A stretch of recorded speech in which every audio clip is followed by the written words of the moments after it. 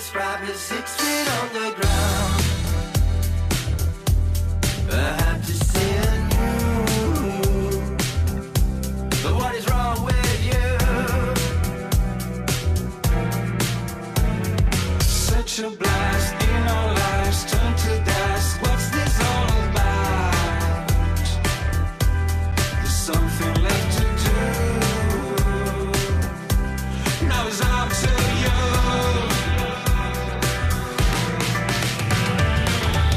We can see from within.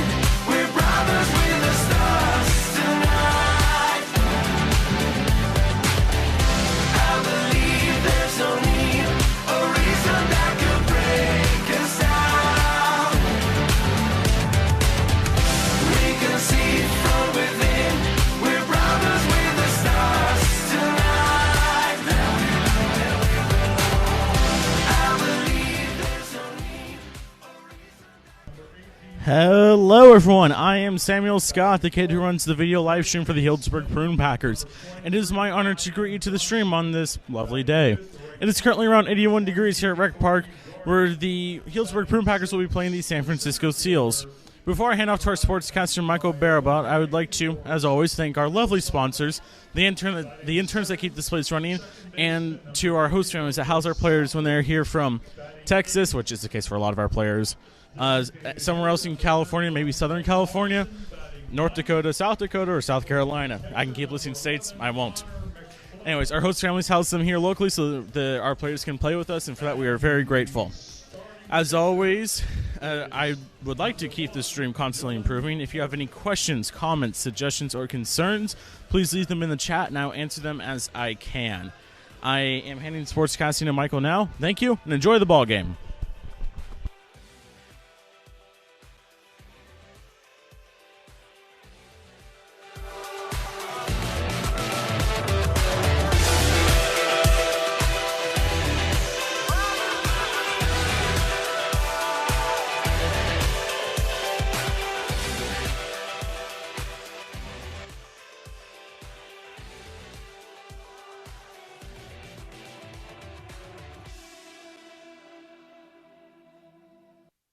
Back on June 18th and 19th, both Prune Packer victories. On the 18th, the Packers won a thriller 10-9, and Saturday, June 19th, was a 14-4 final. And as we conclude the season, over the next few days, I'll talk to manager Joey Gomes about getting ready for the CCL tournament and what it means playing in front of these fans for the final few times of the season. Welcome back to Rec Park. I'm with manager Joey Gomes, Manager's Report. Joey, last couple games of the season, what do you try to do to kind of motivate guys? You know, you've clinched your seeding in the playoffs, but you still got to kind of play these games out. What's the motivating factor in a game like tonight, non-league game? Just the fact that it's a baseball game, and if they're competitive and, you know, they're well, how about just that? And that's not to come across short change. Like, if the scoreboard's on, it kind of means something, right? You know, if the scoreboard was off, you know, then I go, yeah, then you know, you can kind of come off the gas pedal. But tonight they're going to turn the scoreboard on, and these guys are probably going to want to come out and you know, give it a little bit back to us, because I think we gave it to them pretty good. And if I'm not mistaken, I think, and I definitely want to say this because I do want to put pressure on my team to come out and have energy and win, as I think we've beat the Seals, I think, you know, 9 or 10 times in a row. So, like, I want to say that. I want to put that out there, and I want the guys to know that and know if they do everything that they need to do, then, you know, then we need to take care of business.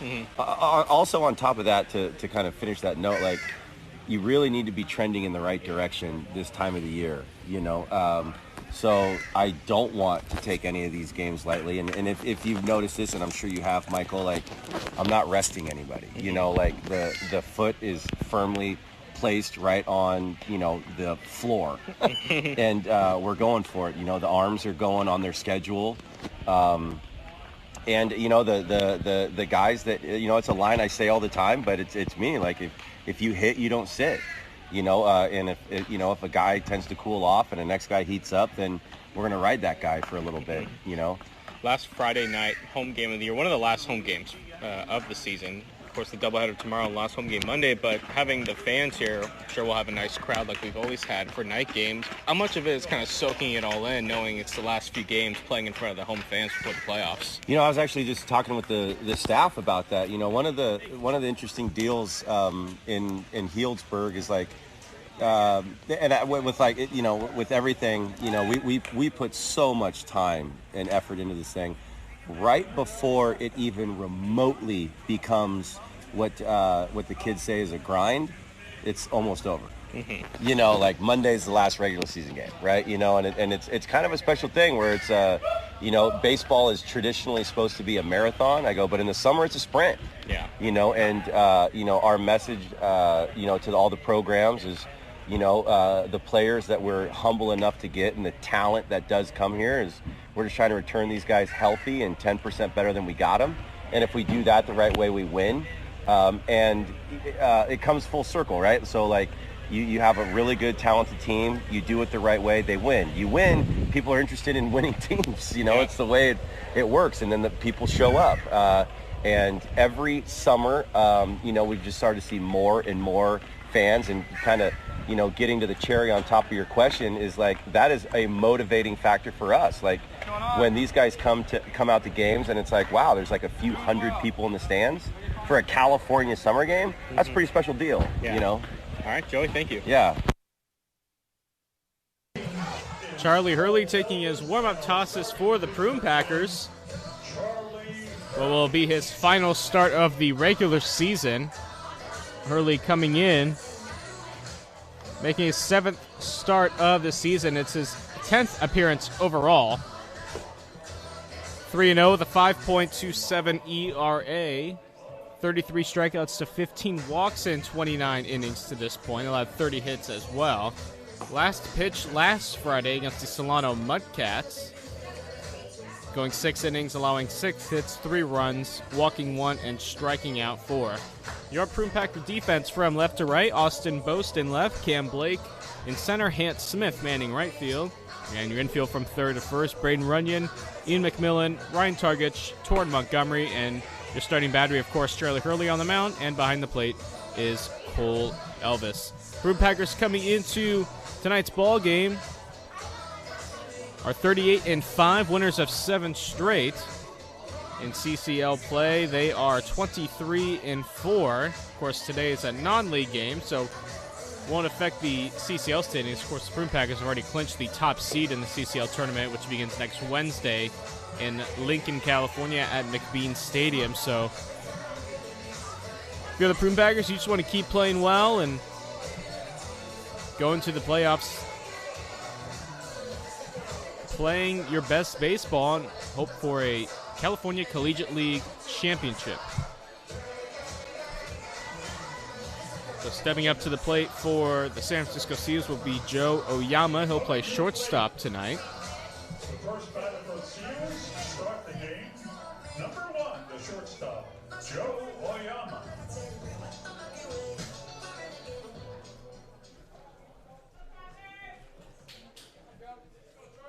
So Oyama will stand in.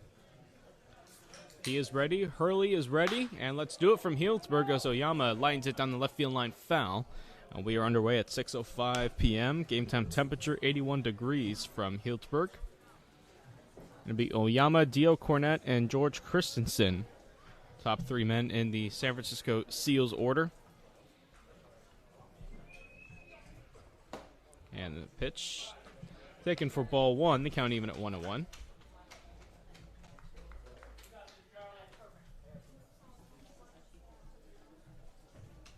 And Hurley's 1-1. There's a strike on the inner half. And the count 1-2.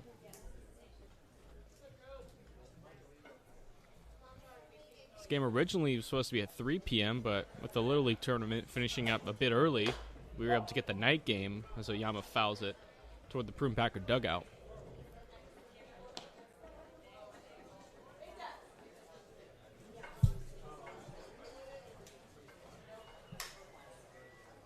Crowd beginning to file in. And the 1-2 swung on, hit in the air. Shallow left field out McMillan in Boast. And it will be Austin Boast making the catch. shallow left field for the first out of the ball game. And that'll bring up Dio Cornett, the third baseman. The third baseman, number 21, Dio Cornett.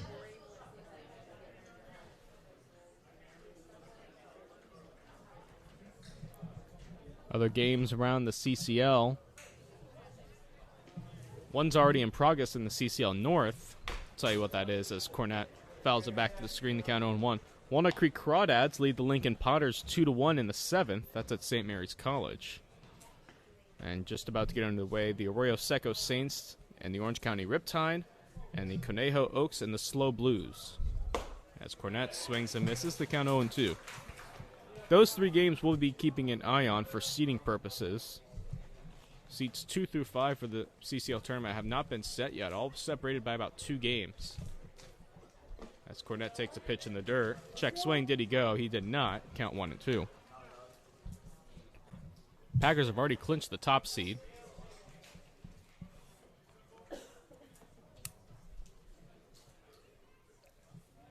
As Hurley's 1-2 is swung on, hit in the air. Shallow right center field, Targich out, and Ryan Targich, the second baseman, making the catch while backpedaling. He ends up in pretty much straight away right center field after he made that play. So a pair of pop-outs to start the ball game, and that'll bring up George Christensen. Left fielder, number 18, George Christensen.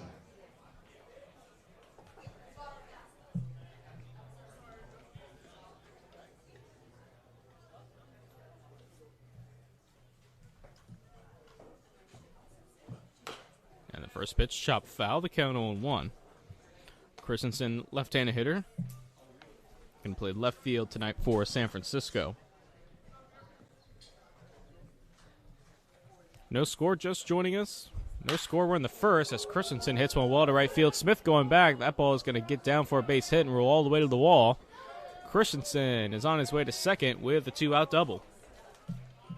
So nice piece of hitting by George Christensen, squaring up the fastball. Up next, And drilling it over the head of Hans Smith in right field.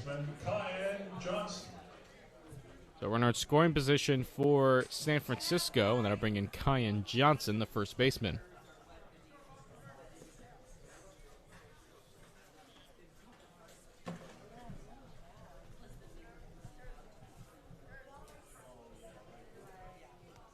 And the first pitch outside, the count 1-0. Some roster news. Blake Burke will be returning to the Prune Packers. He'll be back in uniform tomorrow. As Hurley holds set, the 1-0, fouled back, count 1-1. Probably expect him to be a designated hitter slash outfielder. Tor Montgomery is manned first base. So expect Burke, the left-handed hitter, to play some outfield and DH as Johnson foul tips one into Elvis's glove, the count 1-2.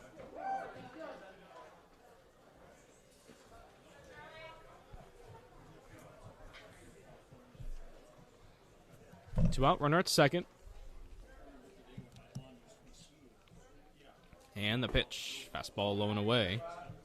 And the count even at 2-2.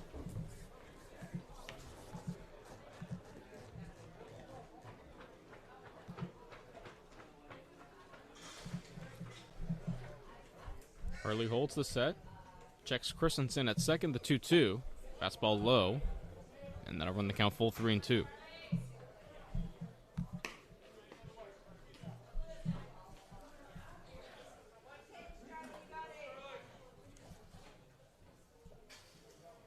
Three balls, 2 strikes, 2 out. And the pitch. Swung on, hit on the ground up the middle. McMillan charging, fields cleanly, throws to first in time to retire Johnson. So Charlie Hurley works a scoreless first inning with the Prune Packers coming to bat. No score on the Healdsburg Prune Packer Radio Network.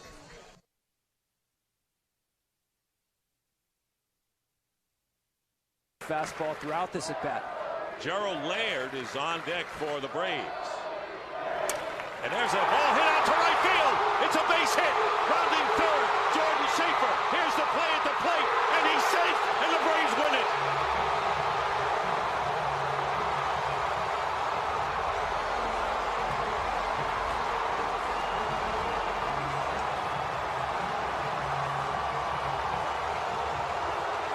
fielder trying to drive the lead catcher today.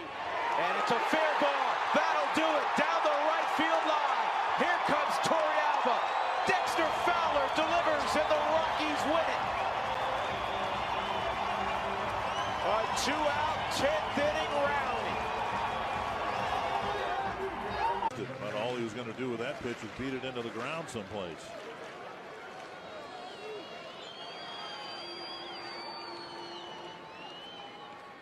A drive to right center. To the gap. Escobar scores. Mauer coming around. Play at the plate, not in time. And Domic delivers the game winner. Down the middle for strike 3 if it goes to that point. And the pitch is inside and the ball game's over. Reddick walks with the bases loaded. Young trots home, and the A's win it 4-3 in 10 innings. Well, as it turns out, maybe the intentional walk. That's right. It probably hurt the pitcher as he ends up walking home. Runners off first and second, 0-1. And Snyder, a base hit to right center field. Martin's going to get waved home. Here's the throw from Bruce. It's up the line. And the Pirates win the ball game. Travis Snyder with a walk-off winner. It's 5-4.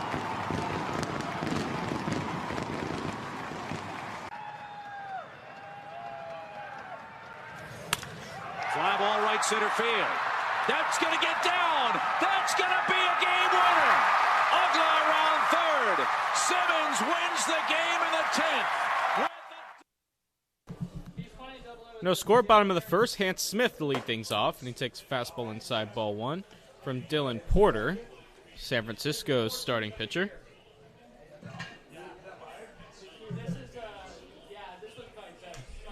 And the 1-0 swung on in line down the left field line. That's going to be a base hit and go all the way to the wall. Smith will round first, go digging for 2. The throw to second base will be offline, and it's a stand-up double for Hans Smith to start the bottom of the first.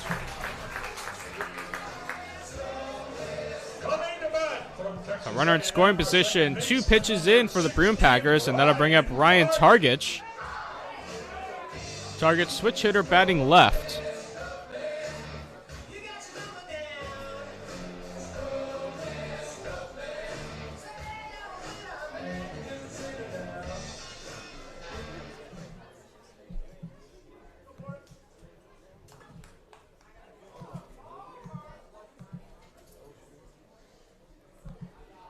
And the first pitch to Ryan Targich swung on and fouled at the plate. And they count 0-1. Targich 2 for 4 in yesterday's ball game. Scored a run. Packers beat the Crawdads 3-0 yesterday.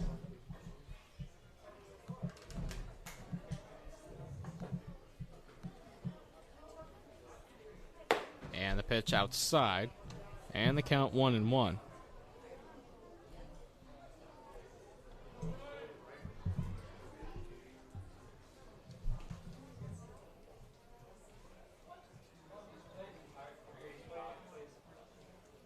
And the pitch, fastball high. Targich thought about going.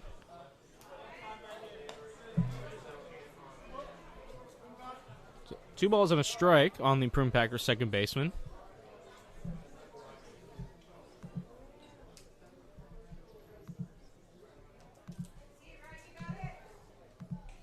And the pitch swung on and hit sharply through into right field for a base hit. Coming around third is Smith. He'll score easily. It's an RBI single for Ryan Targich, and just like that, the Prune Packers have a 1-0 lead. Up next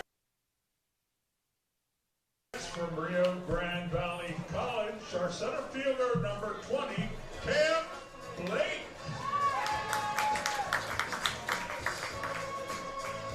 So Cam Blake will stand in, another left-handed hitter.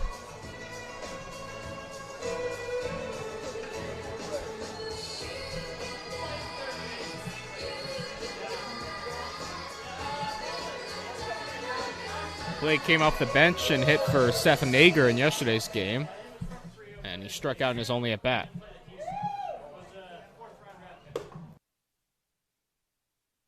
pitch misses high. 1 ball and no strikes.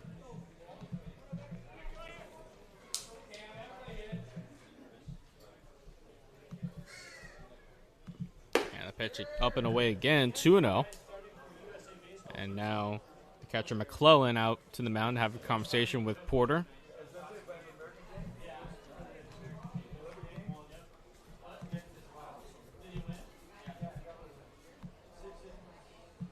We're watching that Crawdad-Potter game very closely. It's still 2-1 the Crawdads, and they're in the top of the 8th.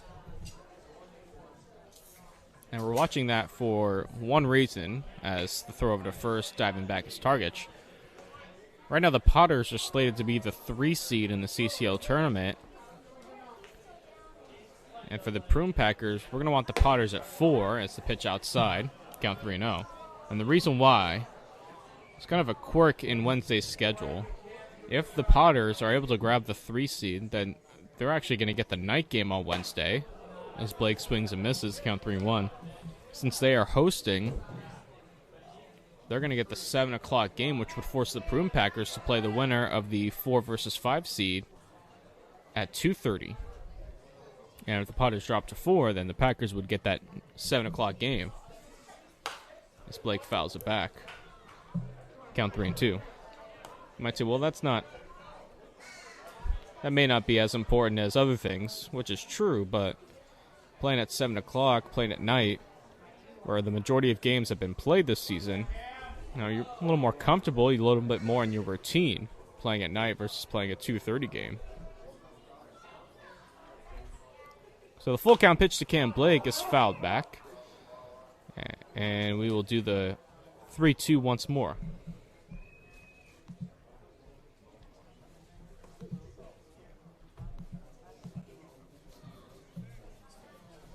Home plate umpire Bob Berlinder dusting off home plate. Dave Aniqua is manning the bases this evening.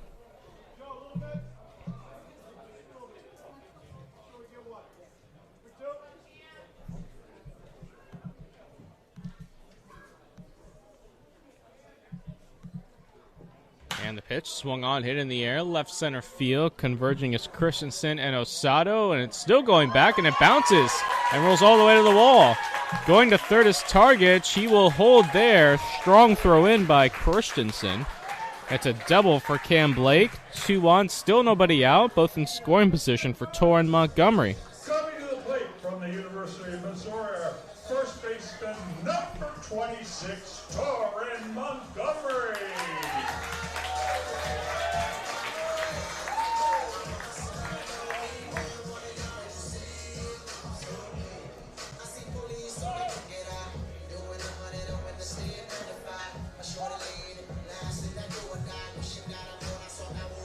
Montgomery 3 hits and 4 at-bats yesterday. He's been red hot as of late. And a good run scoring opportunity here. A big swing and a miss. Count 0-1. Montgomery has 6 straight games of 2 hits or more. Twice he's had 3 hits, and in one game he had 4 hits.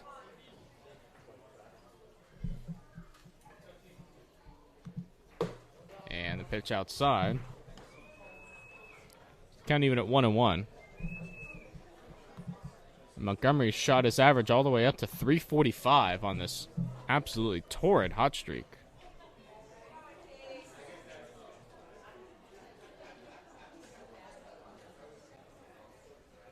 And swung on, fouled right side out of play. The count 1-2.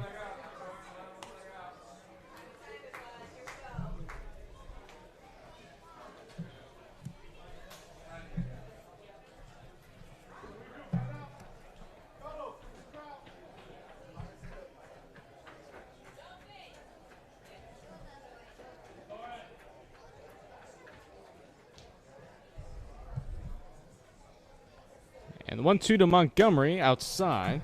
Count even at 2-2.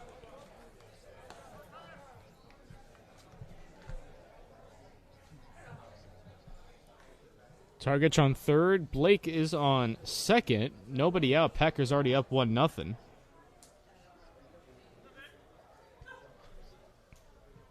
And the pitch swung on again, fouled right side of the play. Good at bat by Torrin Montgomery.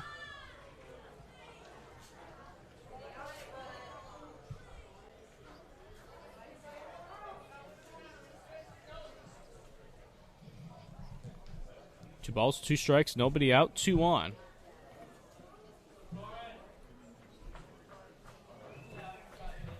Porter sets, checks the runners. And the pitch. Breaking ball outside. And the counter run full 3-2.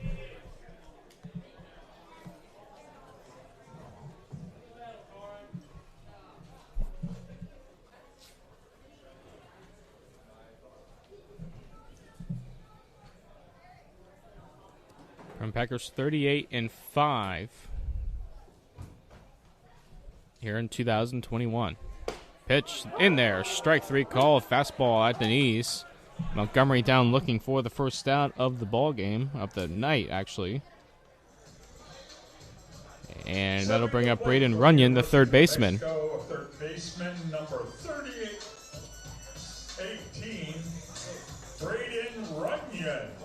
So runners are still on second and third with 1 out.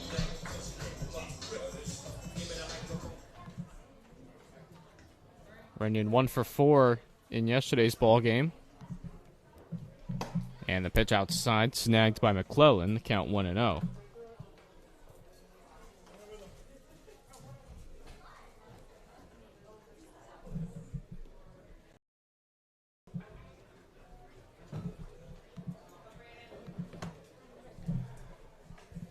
And the 1-0 swung on, fouled. And the count even at 1-1 on Runyon. Whereas tonight, last of 4 home games. Last homestand.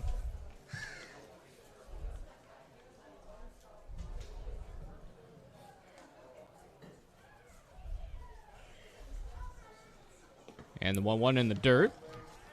McClellan able to keep in the front. Count goes to 2-1. Got tonight, and then a doubleheader tomorrow against the Solana Mudcats. 3 p.m. and 6 p.m. respective start times, scheduled start times. This will be 2 7-inning games. Sunday, the Packers are at Lincoln against the Potters. Final matchup with them, barring a matchup in the CCL tournament. And then back here Monday against the Santa Rosa Athletics to conclude the regular season, as time is called at the plate.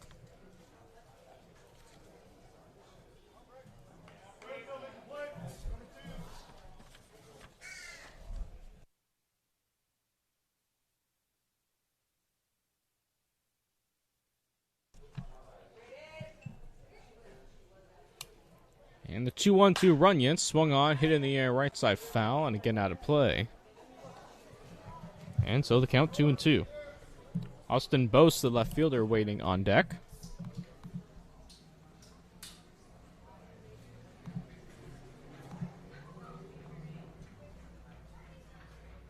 Crawdad's 3 outs away from defeating the Potters. That game's in the bottom of the 8th. As the pitch outside to Runyon, count runs full 3-2. Crawdads have runners on first and second in that 8th inning. And I told you why Packer fans would probably want the Crawdads to win that game.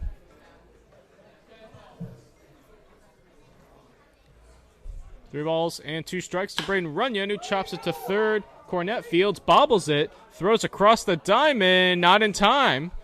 Runyon will reach on what will likely be scored in E5.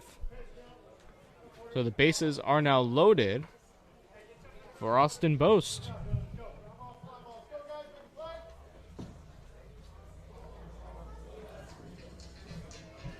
So Bose stands in.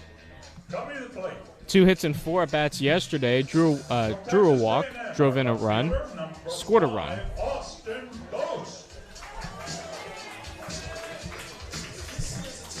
Prune Packers yesterday took advantage of 3 Crawdad errors. Crawdad pitching didn't give up any earned runs.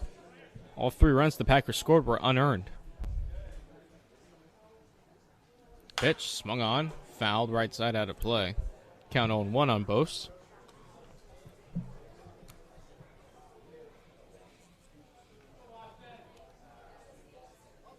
Of course, we will have coverage of the CCL tournament right here on Prune Packer Radio Network. Myself and Lucas Rumpler will be teaming up for that. The 0-1. There's a breaking ball. Ooh, just missed below the zone. Count 1-1. Must have dipped below the knees at the last moment. So bases are loaded, 1 out. And the pitch, check swing foul. And the count 1-2. Kind of shot right over toward the Seals dugout.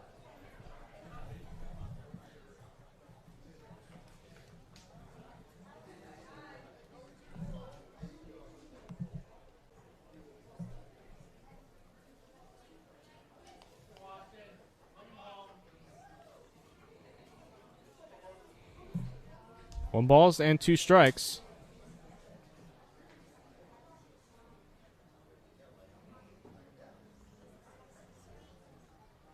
And the pitch outside. And the count even at 2-2.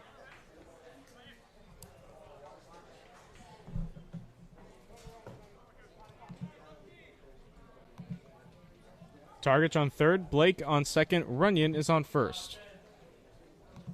And the pitch, swing and a miss, strike 3. A big strikeout for Dylan Porter. Boast retired, 2 out now. And that'll bring up Blake McDonald. Designated hitter number 7, Blake McDonald.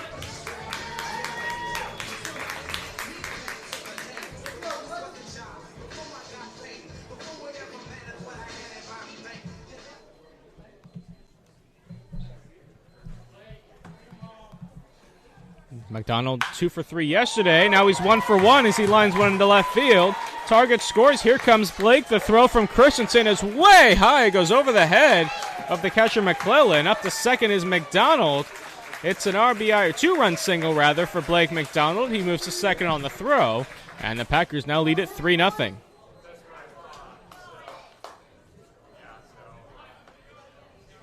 First pitch swinging was McDonald, and after second and third, nobody out, turned the bases loaded, 2 out. McDonald drives in 2.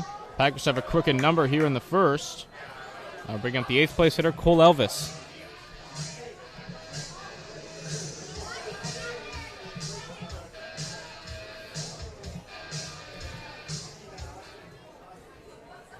Two more runs still out there for the Prune Packers.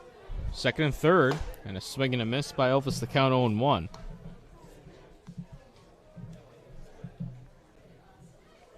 Runyon on third, McDonald on second.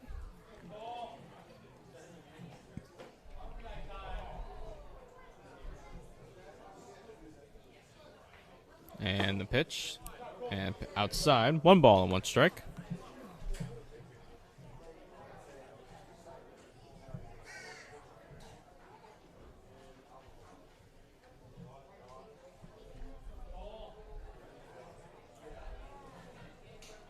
And a check swing. Did he go? No, he did not. And the count 2-1. Seals dugout chirping a little bit.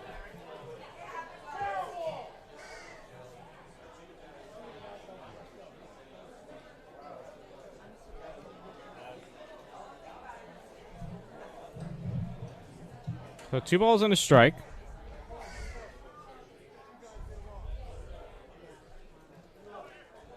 And now home plate umpire Bob Berlander giving a kind of a no more signal toward the Seals dugout. They were chirping for a little while there.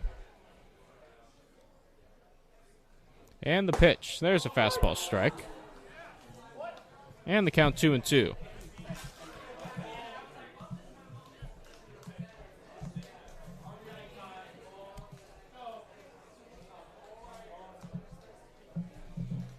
Two balls, 2 strikes, 2 out, 2 on. Check swing on a pitch in the dirt. Did he go? He did not again. And the count full, 3-2.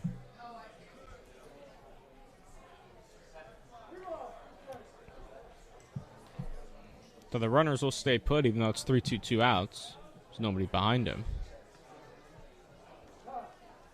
And now time is called, and now home plate umpire Bob Berlander is signaling and saying something toward the Seals dugout. Now he gets back and is ready to go. So early action. We've seen a lot of animosity over the past few days with the umpiring crew. Saw an ejection on Thursday, or on Wednesday rather, as Elvis shoots one up the middle. It's slowly hit, coming in Soto. He fields and throws the first off balance in time to retire Elvis. But the Prune Packers score 3 runs on 4 hits, and they leave 2. And we've played an inning here at Rec Park. 3-0 Packers here on the Healdsburg Prune Packer Radio Network.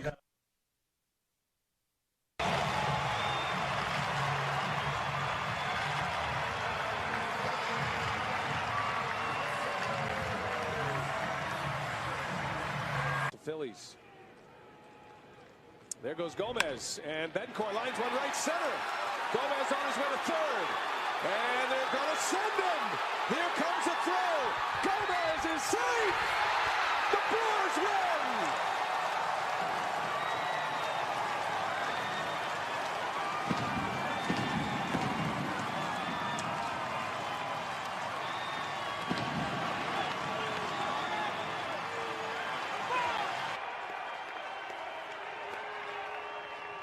Line drive toward left field. Pierre's on his way. It is gone!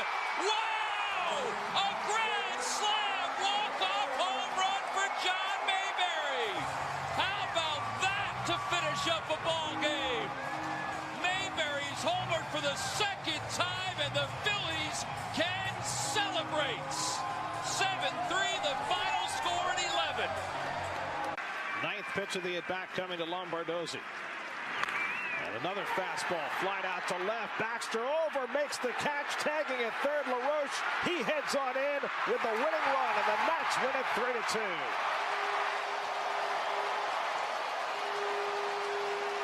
After all those fastballs he fouled off, Lombardozzi able to put one in play, a sacrifice fly. Ortiz drives it to right field. Nelson Cruz going back, going to be over his head, and it is gone! Into the bullpen! A 3-run home run for Big Papi. The Red Sox win in spectacular fashion. Whoa!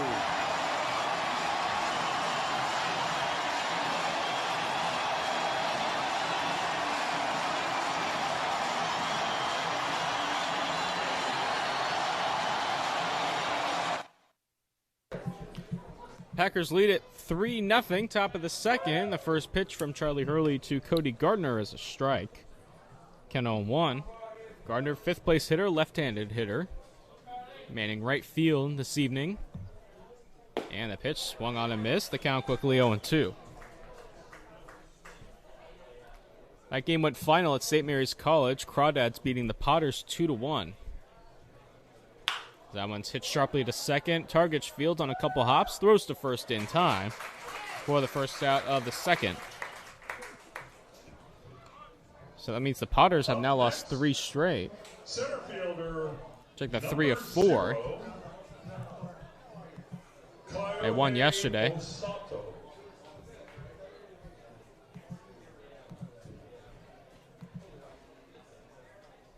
In the first pitch, fastball outside, the count 1-0.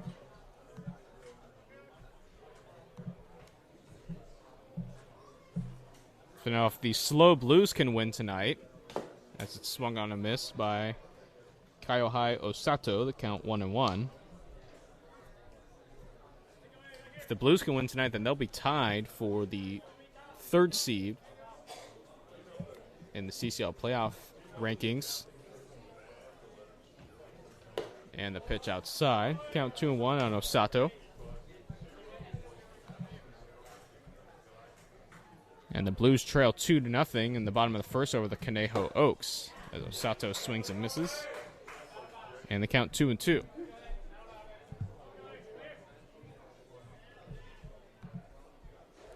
And the 2-2 is outside low, and the count full 3-2.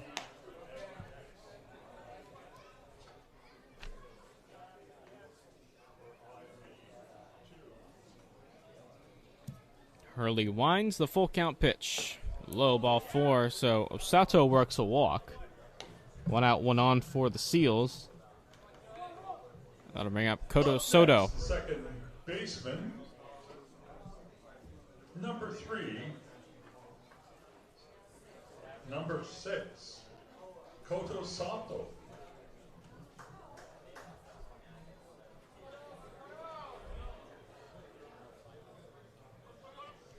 So 1 on, 1 out. Hurley Holtz to set the pitch. Fastball strike. Count 0-1.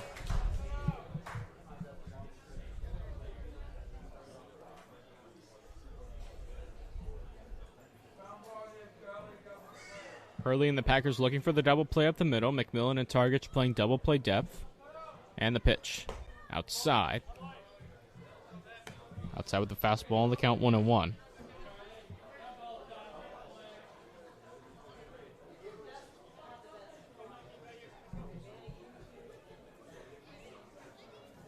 And the pitch, fastball away.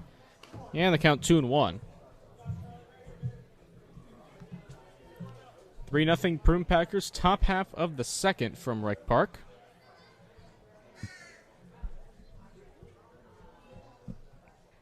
And the pitch, there's a fastball strike.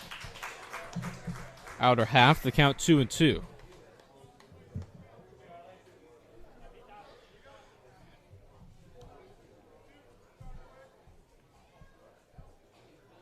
Hurley Holtz to set the pitch. Fastball in the dirt. Blocked nicely by Elvis, able to keep it in front. And the count runs full 3-2. The DH, Flynn Morrison, waiting on deck for San Francisco.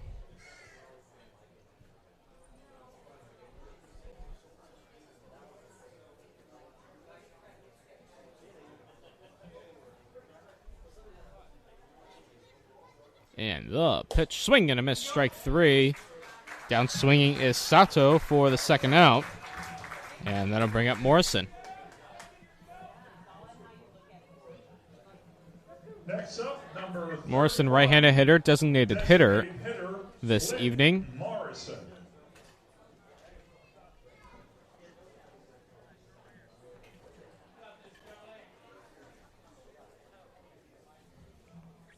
Early looking for a scoreless second. And the first pitch. Breaking ball drifts outside, count 1-0.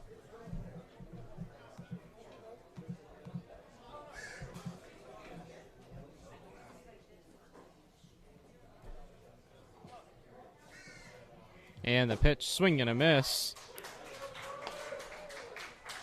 And the count even at 1-1.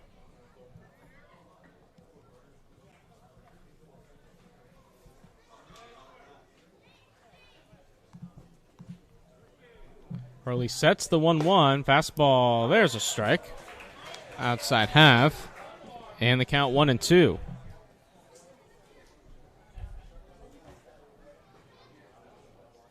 Hurley trying to strand Sato at first. The 1-2. Swing and a miss. Filthy slider in the dirt. Elvis picks it out. Tags Morrison to end the inning.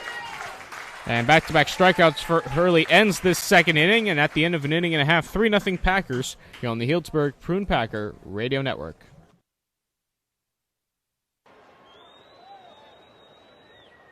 This ball hit high and deep left field. Did he do it? You bet! Nolan Arenado, a walk-off ninth inning home run, and the Rockies win it 10-9.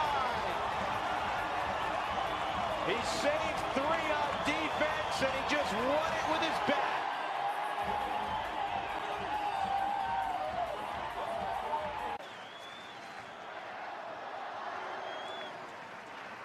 In the dirt, gets away. Here comes the winning run.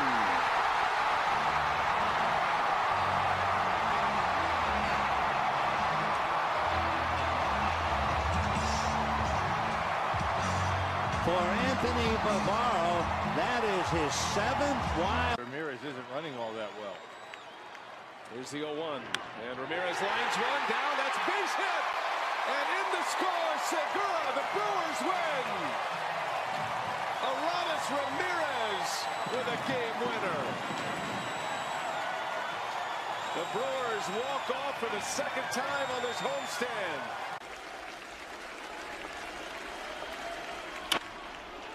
Base hit, the Blue Jays win it. Rajay Davis, a walk-off single with 2 outs in the 18th.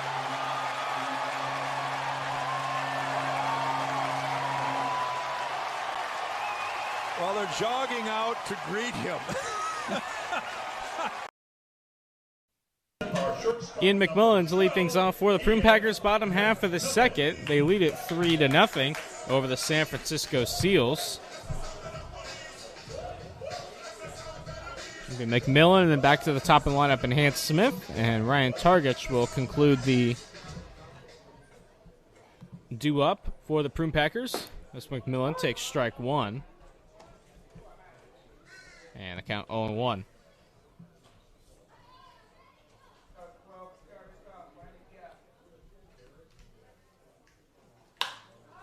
And swung on, hit in the air, left center field. Osato underneath it, makes the catch for out number 1. And that'll bring up Hans Smith. Next up, right fielder, number 15, Hans Smith. Smith doubled and scored in the first.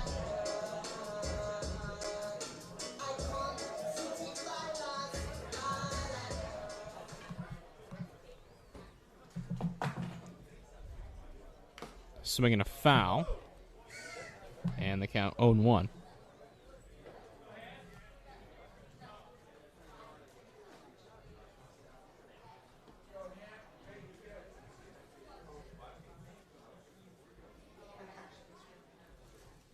And the pitch, fastball outside. Count 1-1.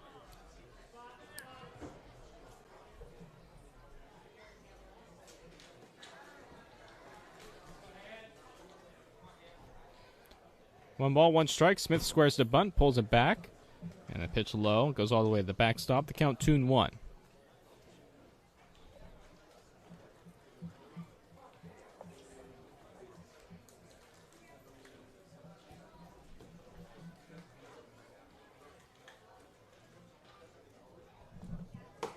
And the pitch swung on and missed. The count 2-2.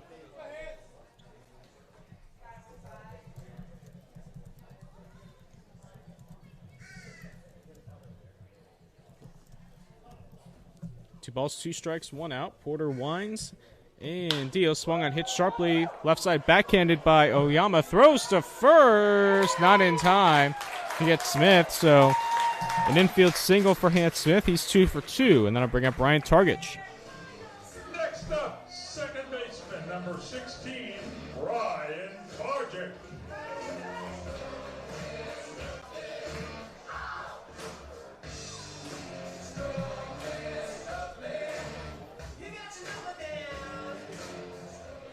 Target switch hitter batting left, singled home a run in the first. And a swing and a miss. And the count 0-1.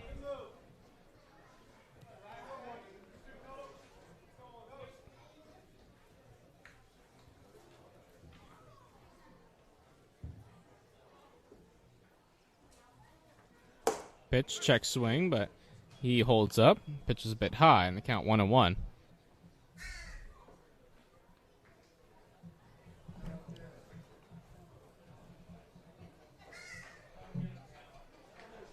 Porter sets the 1-1. That's outside. And the count 2-1.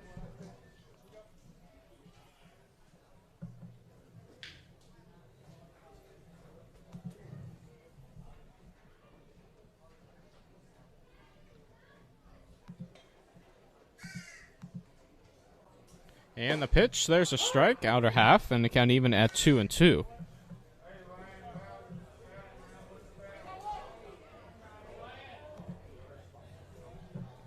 Packers lead it 3-0, bottom of the second, one out, one on.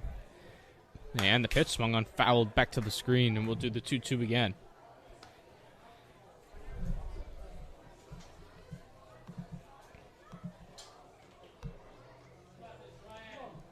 Bottom of the second at the Great Park, the Arroyo Seco Saints lead the Orange County Riptide 4-0. And the Oaks still on top of the Slow Blues 2-0 in the third. That's at Sintheimer Park. As Target swings in, hits it in the air, center field. Osato coming in to make the catch. Smith will retreat back to first. 2 are retired for Cam Blake. Coming to bat, center fielder number 20.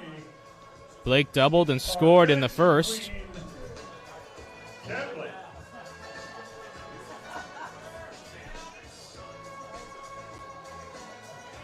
Blake left-handed hitter with Smith on first.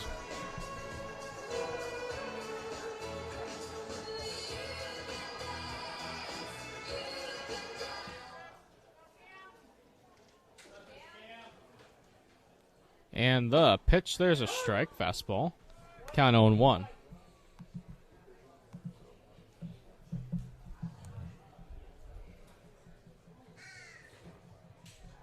And the 0-1.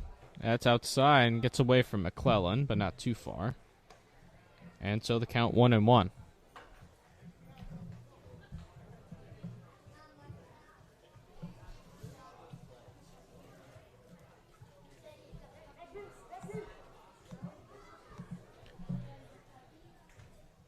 Porter sets, Smith off first, the pitch. Breaking ball misses outside, and the count 2-1.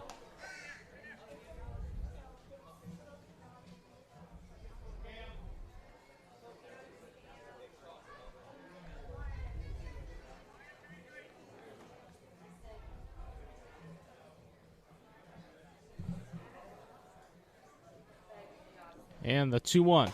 Swing and a miss by Blake. Way out in front. And the count 2-2.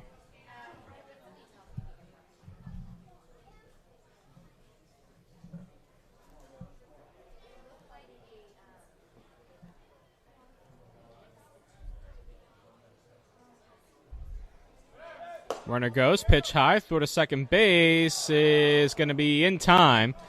Hans Smith cut down, trying to steal second base. Nice throw by McClellan to end the inning. So no runs on a hit and nobody left. Cam Blake will lead off the third inning. And at the end of 2 innings to play, 3-0 Packers here on the Healdsburg Prune Packer Radio Network. And it is gone! Into the bullpen! A 3-run home run for Big Papi. The Red Sox win in spectacular fashion.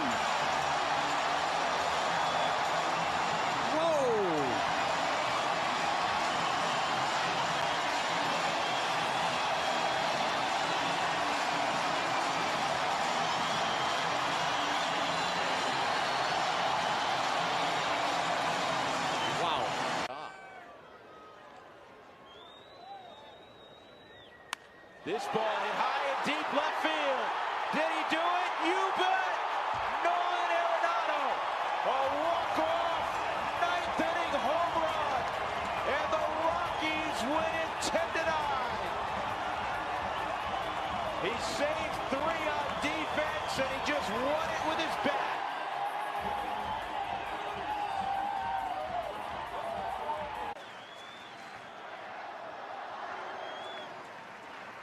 In the dirt, gets away. Here comes the winning run.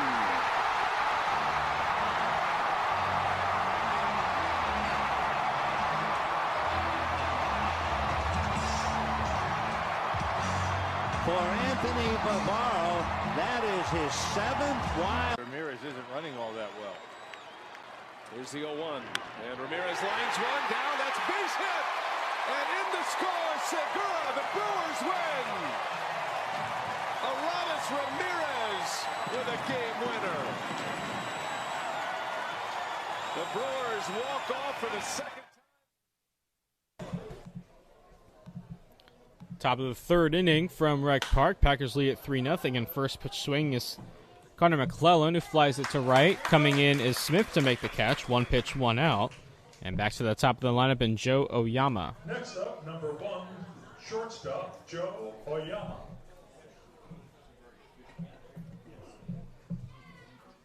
Oyama flew out to Austin Boast in left field in the first.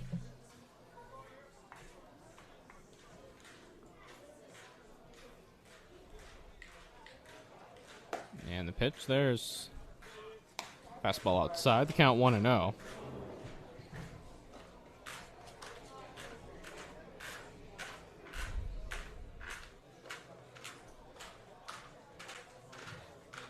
And the 1-0, fastball right down the middle, called strike. The count even at 1-1.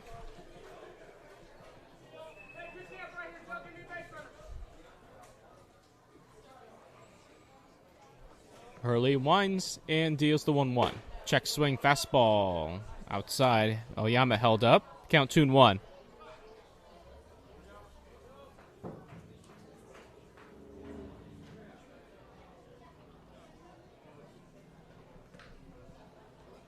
Swung on, hit in the air, left center field, giving chases Blake and Bo. Still going back, still going back. That ball is gone. Solo home run for Joe Oyama, and the Seals are on the board. It's 3-1. Now the Prune Packers are going to say that's a ground rule double. They're going to protest this call. So as of now, Oyama has put the Seals on the board. Looked out of here from... Looked like a home run from my standpoint. Ryan Target just talking to the base umpire saying, no, that bounced over.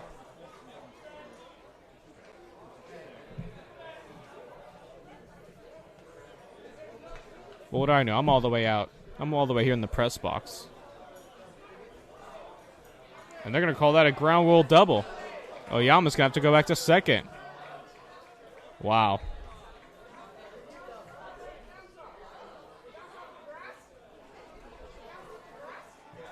Cam Blake still out in center field saying, yeah, that bounced over. And now both Seals coaches are out of the dugout, and they're going to argue that. Seals dugout can't believe it.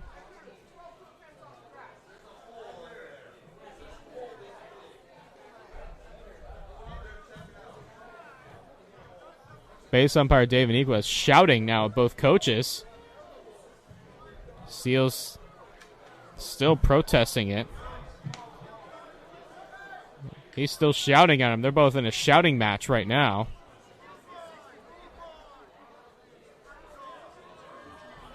They're still shouting from afar. So now you scored a double for Oyama. And now the home plate umpire Bob Berlinder shouting at the Seals dugout. Seals dugout's still chirping a little bit.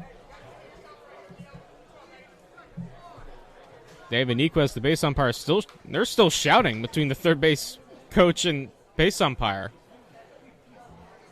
So Dio Cornette stands in and lines one to center field. Coming in is Blake. It's going to dunk in for a base hit. Coming around third is Oyama. They're going to hold him there. The throw goes all the way to home plate. Cornette's going to go to second on the throw. So it's a single for Cornette. He goes to second on the throw. And the Seals are in business. Runners are at second and third with one out. And that'll bring up George Christensen. Left fielder, number 18, George Christensen.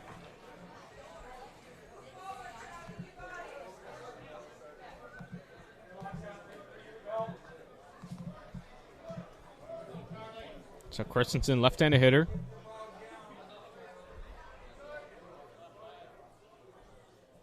And the pitch swung on and missed. Count 0-1. Christensen doubled in the first and was left stranded. We've seen over the past few days a lot of animosity between the visiting teams and the umpiring crew. The 0-1 pitch is inside. The count 1-1. So one of the Potters coaches ejected on Wednesday. And their manager and a few of their players were very close to being ejected. And now tonight with the Seals rolling in the third inning. That one's lined in left center field. That's going to get down for a base hit. Oyama will score, as will Cornette. Stopping at first is Christensen. So it's a two-run single for George Christensen, and that makes the score 3-2 Prune Packers. Coming to bat, number 23, first baseman Kyan Johnson.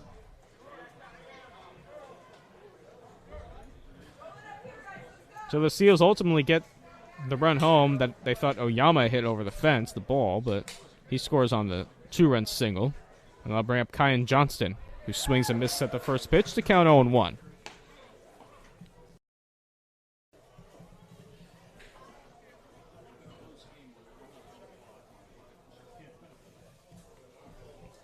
Three straight hits for San Francisco in this third inning. And the breaking ball drifts outside, the count 1-1.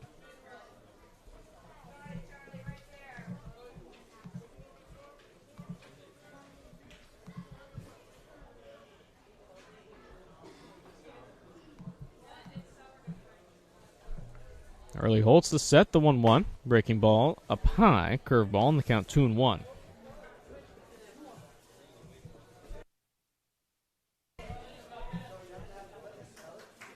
Runner on first is Christensen after the 2-run single. And the pitch, runner goes, swung on, fouled back. Count 2-2. Christensen will have to head back to first.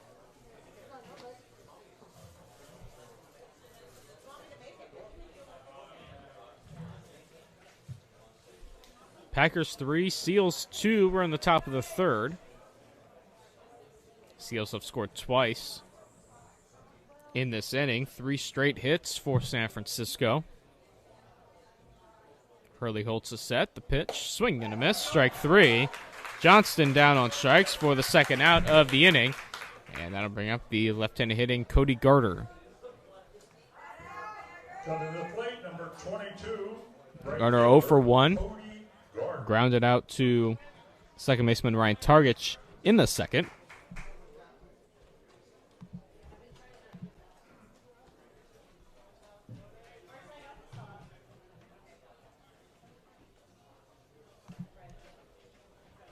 And the pitch in the dirt. Count 1-0.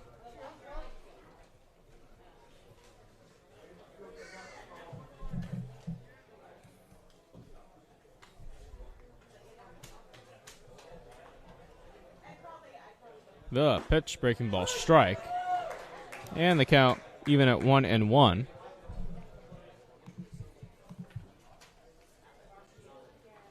Riptide get a run back over the Seacoast Saints, but they still trail 4-1. That's in the third. Fastball outside. 2-1 the count. The Academy Barons have taken a 1-0 lead over the Santa Barbara Foresters. That's in the bottom of the third. And also in the bottom of the third, the Conejo Oaks lead the Slow Blues 2-0. Pitch swung on line to right field in for a base hit. Stopping at second is Christensen. 4th hit of the inning for San Francisco. Runners on first and second with 2 out for Kayohei Osato. Coming to the plate, number 0, the center fielder. Osato walked in the second inning, was left stranded. Osata.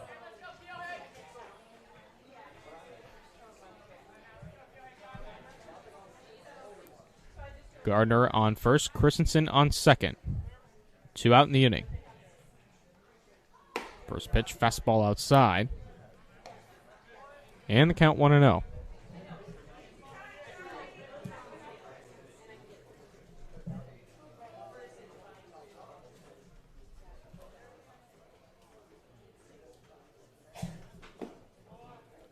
In the dirt. And the count 2-0.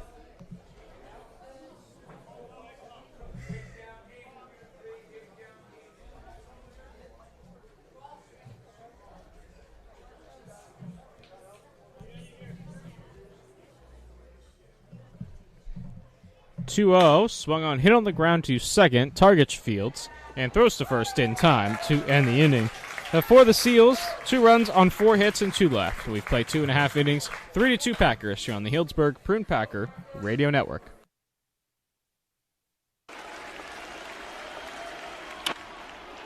Base hit, the Blue Jays win it.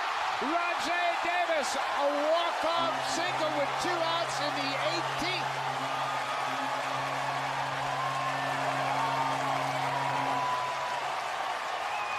Well, they're jogging out to greet him.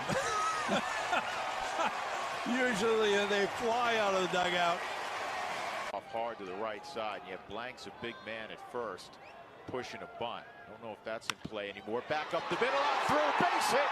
Rockies will win it. Dexter Fowler comes through.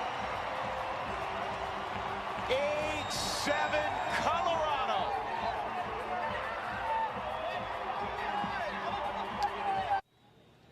The 0-1 pitch. A swing and a base hit up the middle. The Royals will win it. 3-2 as Tejada scores from third.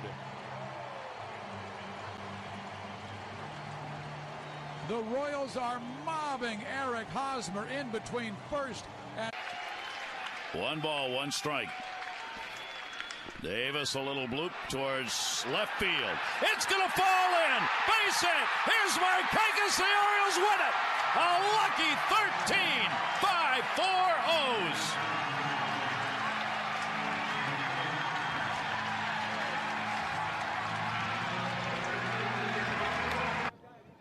He hasn't even seen a batting practice pitch in hours.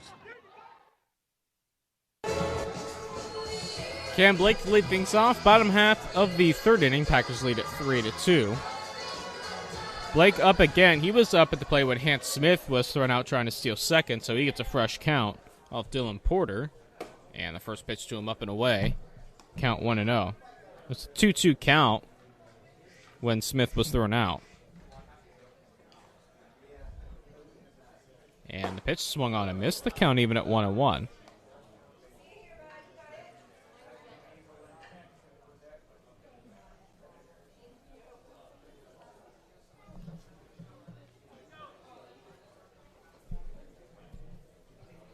And the 1-1. Swung on, chopped foul. And the count 1-2 on Blake.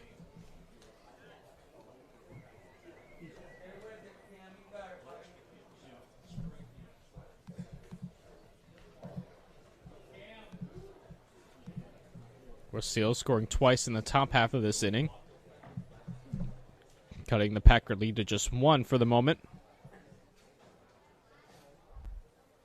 1-2 to Blake. Fastball up and away. And the count 2-2.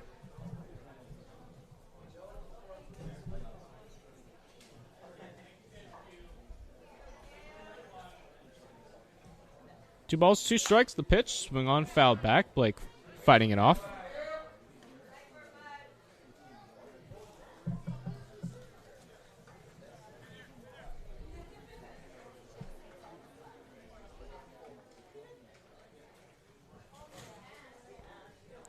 Porter winds the 2-2. Just missed. Maybe perhaps on the inner half, and the count runs full 3-2. McClellan stuck it there for a while.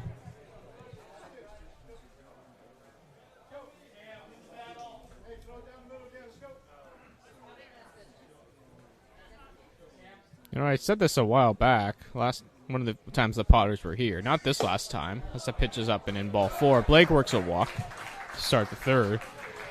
You know, I want to say it was maybe in June, early June, one of the first games the Potters played here, that I could see an ejection coming. And what do you know, in the bottom of the 8th, someone was ejected, one of their players. And tonight I have that same feeling. Already through first 3 innings, we've seen a lot of back and forth between the umpires, both of them, and the Seals. Their dugout, between their dugout and their coaching staff, as Torm Montgomery stands in, takes a called strike.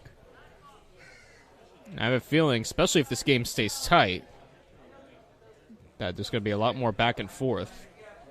And it may lead to an ejection on the Seals side. As Montgomery chops one to short, this could be 2. Oyama goes to second for 1. Soto the first. 2, a double play. Just in time to beat Montgomery, so 6-4-3 double play. 2 are quickly retired, and that'll bring up Braden Runyon. University of New Mexico, third baseman number 18, Braden Runyon. Runyon reached on an error in the first and was left stranded.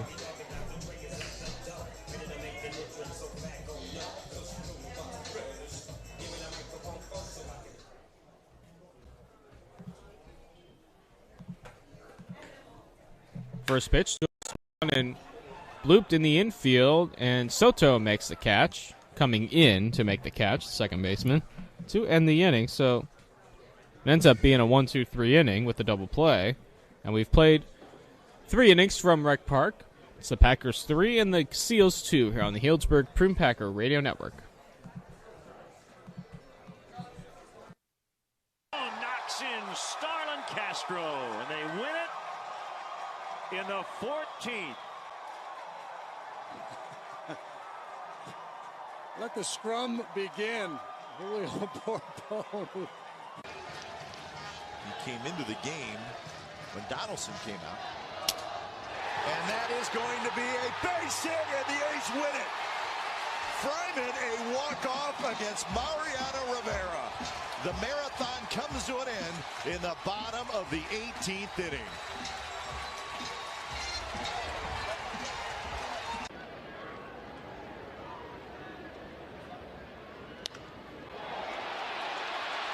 Deep to left. Back goes the left fielder. Walk-off winner. Jay Bruce the other way. Number 11. His 23rd career home run against Milwaukee. His 5th career walk-off. And a 4-3 Reds win. Payoff pitch. Hit the first. Throw home. Slide. Safe. The Indians win it.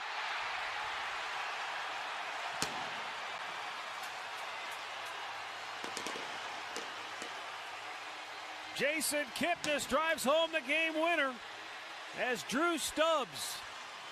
5-5 game. Line drive, base hit, and the Braves win it 6-5. And the first pitch swung on foul at the plate by Koto Sato to start the top of the 4th inning. Sato 0 for 1, struck out swinging in the 2nd. And he swings and misses. The count quickly 0-2. Seals scoring twice in the 3rd inning on 4 hits. And they stranded 2 base runners, had a chance to tie or potentially take the lead, but were unable to do so as Sato swings and misses. Strike 3. He's down on strikes for the 2nd time tonight. And that'll bring up Flynn Morrison. Next up, the designated hitter, number 31, Flynn Morrison.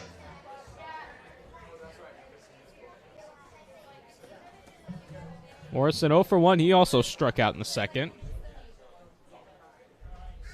And a swing and a miss. Nice slider from Hurley. Count 0-1.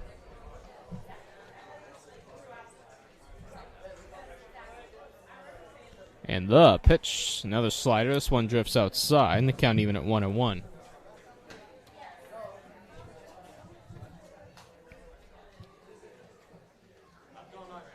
One ball, 1 strike, 1 out. The pitch. Inside. Count 2-1.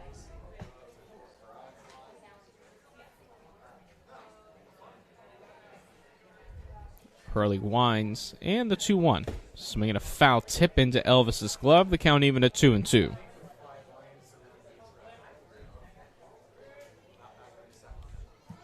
Hurley looking for back-to-back strikeouts. Some pitches fouled right side out of play. We'll do the 2-2 again.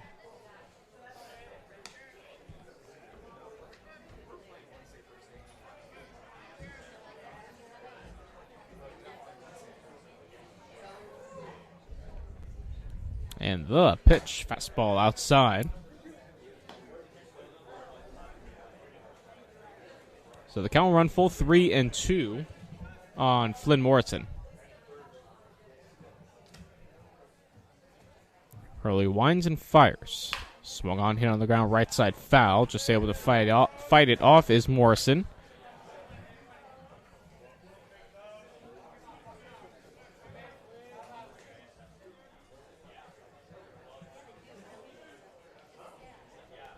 Swung on, fouled left side into the Packer dugout. And we'll do the 3-2 again. Nice at bat by Flynn Morrison, the DH. Struck out on 4 pitches in the 2nd. Gone full and fouled off a couple pitches from Hurley. A couple of tough pitches. And another payoff pitch. Curveball, swing and a miss, strike 3. Hurley finally able to win that battle and set Morrison down for the 2nd out. Back-to-back strikeouts here in the 4th. And that'll bring up Connor McClellan.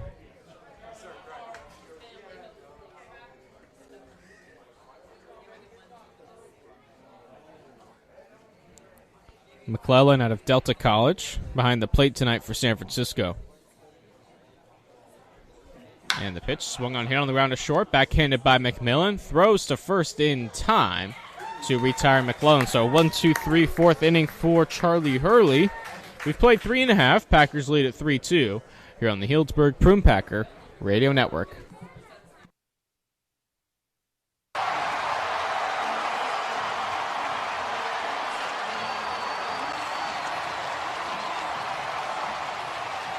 Duda at third, Buck the tying run at second with 1 out. And a long drive, deep right field, headed to the Pepsi porch. It's out of here! The Mets win the ball game! Kirk Neuenheisel walk-off 3-run homer in the bottom of the ninth.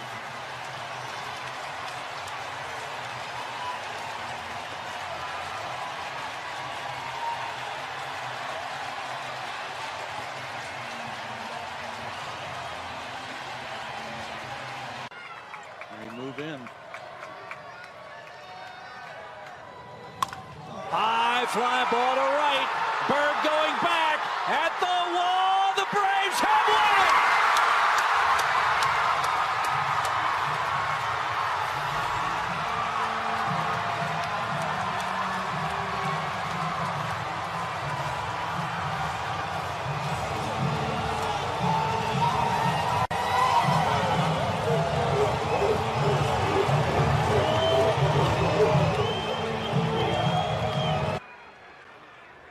Set, so is a Bob, the 2-2.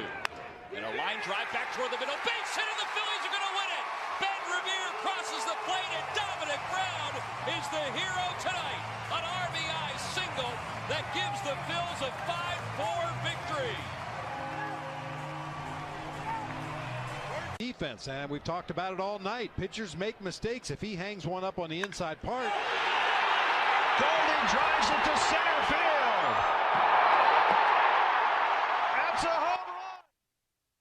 3-2 Packers. We're in the bottom of the fourth inning. Austin Bose will lead things off. It'll be Bose, McDonald, and Elvis. 6, 7, and 8 due up. And they're facing Dylan Porter back out for his fourth inning of work.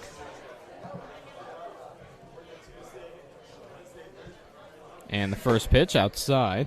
Count 1-0. Bose 0 for 1. Struck out swinging in the first.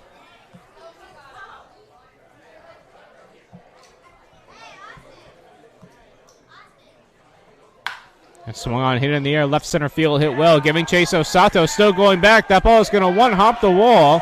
Bose on his way to second. He's going to go for third. The throw from Osato will be cut off.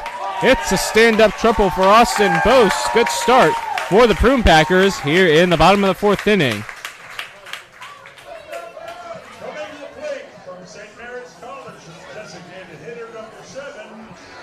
So Blake McDonald will stand in. He singled home 2 runs in that first inning, so he's 1 for 1 with a pair of ribbies.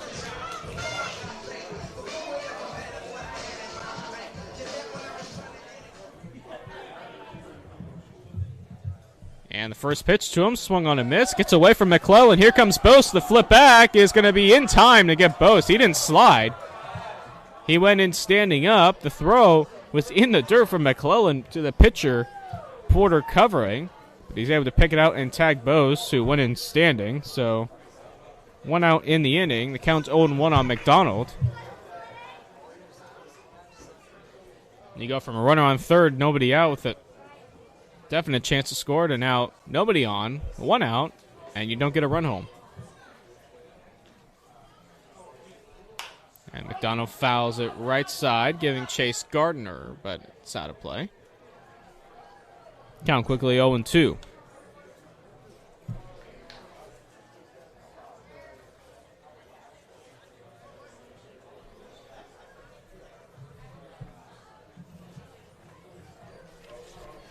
And the 0-2 swung on a miss, strike 3 on the breaking ball. McDonald down on strikes. Very quickly 2 retired. And then I'll bring up Cole Elvis. Coming to the plate from Cal Berkeley. Elvis grounded out to Soto at second. That was in the first. That ended the first inning.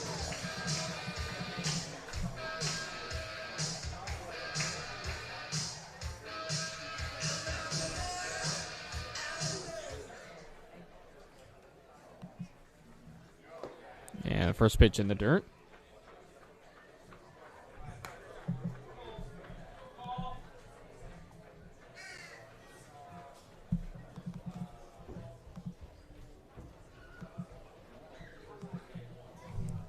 And the pitch, fastball low, and the count 2-0. Packers lead it 3-2 here in the bottom of the fourth inning. pitch swung on and missed by Elvis. And the count 2-1.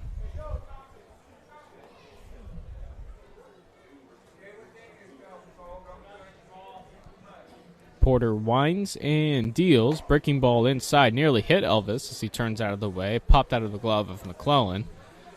And the count goes to 3-1 with Ian McMillan waiting on deck.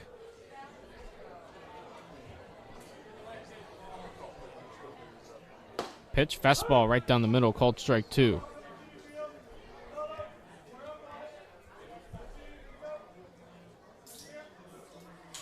So 3 balls, 2 strikes, 2 out.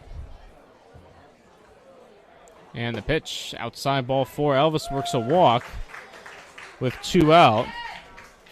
And that'll bring up the 9th place hitter, Ian McMillan. Next up from the University of Houston, shortstop number 12, Ian McClellan.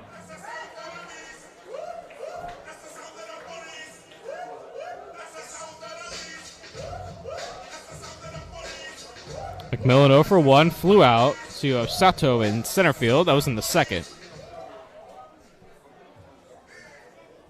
And the first pitch to him, swung on and missed, gets away from McClellan. Up to second will go Elvis. So the count 0-1, and Elvis up to second on the pass ball. Second ball this inning that just popped out of the glove of McClellan and gone to the backstop. Nearly cost him a run the first time. Of course, they were able to tag Boast out coming to the plate. See if McMillan is able to drive home Elvis with a single. Swings and fouls it back to the screen. And the count 0-2.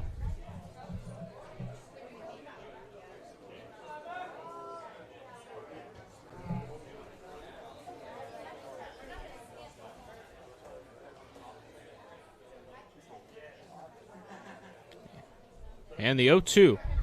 Swung on, hit sharply foul. And we'll do the 0-2 again.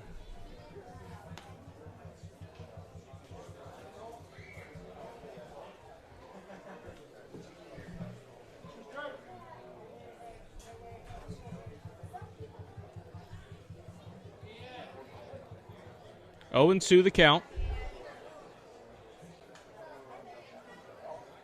And the pitch. Swung on, fouled back again. We'll do it once more. No balls and 2 strikes.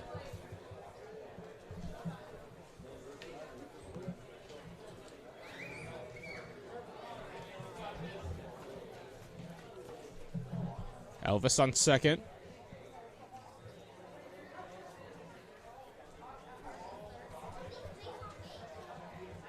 Porter trying to get through a scoreless fourth. Got the first 2 outs. And walked Elvis as McMillan drills him into left field. Hit well. Christensen going back, but he's there to make the catch to end the inning. So no runs on a hit and 1 left. We've played 4 innings from Rec Park. Packers lead at 3-2 here on the Healdsburg Prune Packer Radio Network. And the Diamondbacks have their 5th walk-off win of the year. Everybody go home. Paul Goldschmidt is walking off his 17th home run and his 2nd walk-off home run this year. The Diamondbacks beat the Marlins.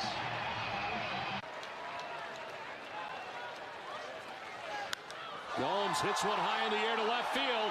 Down the line towards the pole. If it's fair, it's very gone. But it is gone! A 2-run home run to walk off in Game 2 of the doubleheader. Gomes will touch them all, and the Red Sox win it 3-1.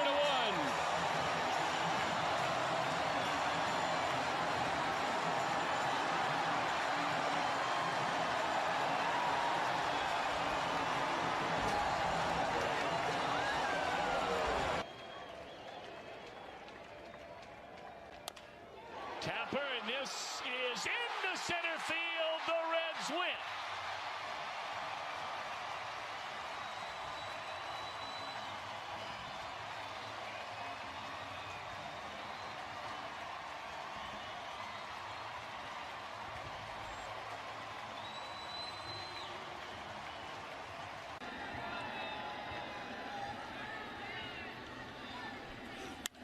Driven in the air, left field.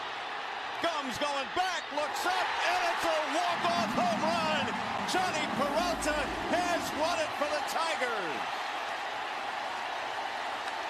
And here they come pouring out of the dugout.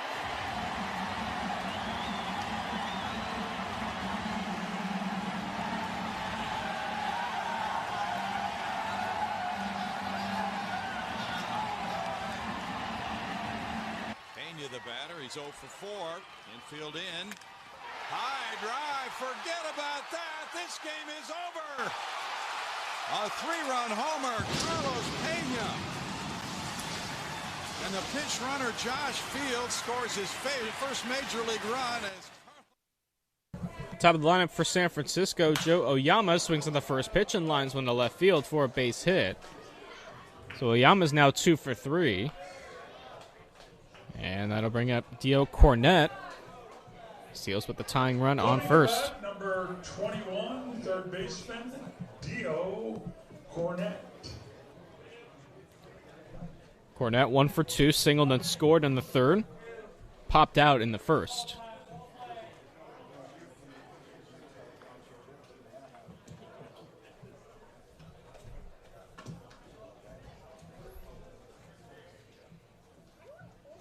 And the first pitch shown gets away from Elvis all the way to the backstop. Up to second is Oyama.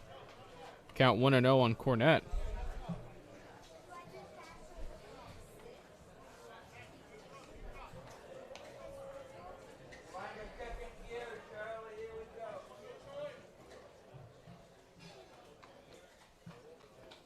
Hurley sets at the belt. And the pitch. In the dirt, picked by Elvis. And the count 2-0.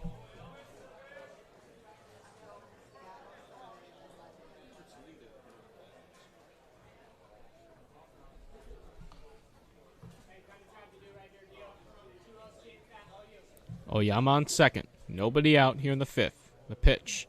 Swing and a miss. Chased one out of the zone, did Cornette. Fastball in the count 2-1. Oyama, the possible tying run on second. Packers led this game 3-0 after one. Seal scored twice in the third. Now we're threatening here in the fifth.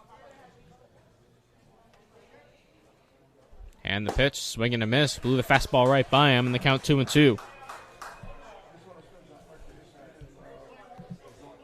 Blues have taken a 3-2 lead over the Conejo Oaks. That's in the fourth. Forster's up 2-1 over the Barons. That's also in the fourth.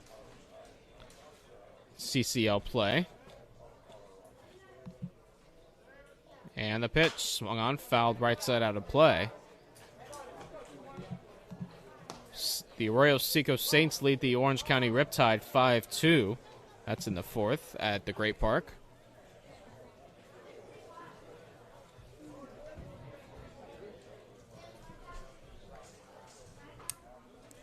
Hurley holds the set, checks Oyama at second, the 2-2.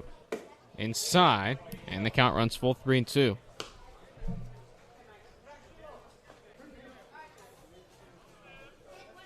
Oyama getting big leads off second base, making Hurley think about him a little bit.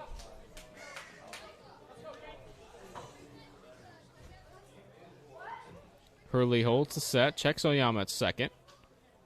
And the pitch swung on, fouled right side out of play. And the count 0-1. Or check that. Count's not 0-1, still 3-2. Cornette's still at the plate.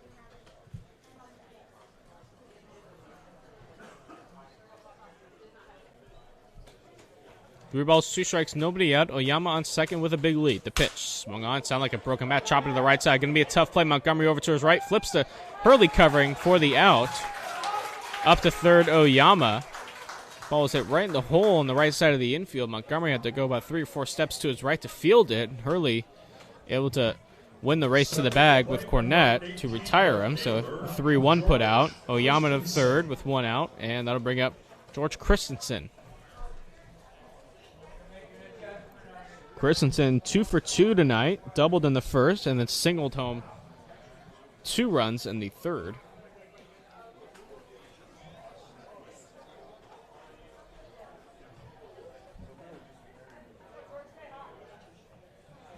Hurley sets the first pitch. Fastball strike. Count 0-1.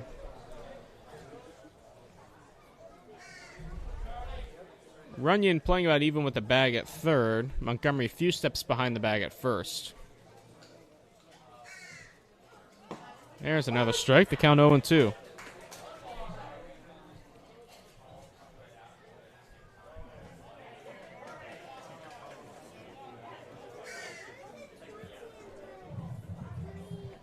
Hurley holds the set, needing a strikeout. The pitch. He gets it. Swing and a miss. Christensen down on strikes for out number 2. That can move the infielders back to their normal depth. And then I'll bring up Kyan Johnson. Next up, first baseman, number 20. Johnson 0 for 2. Ground out and a strikeout to this point.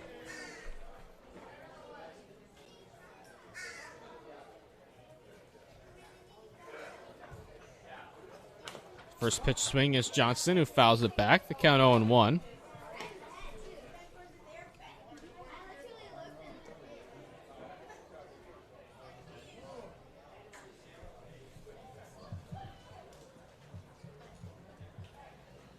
Swung on, hit in the air.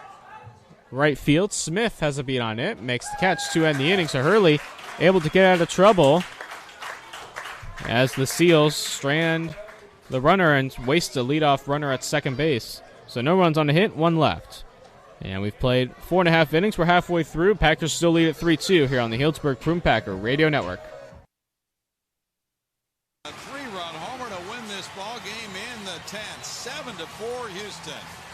Second walk-off win by the Astros at home this season. And Pena gets home run number 8. Ball in the strike. Base hit. The Blue Jays will win it. Rajay Davis for the second time this year. A walk-off base hit.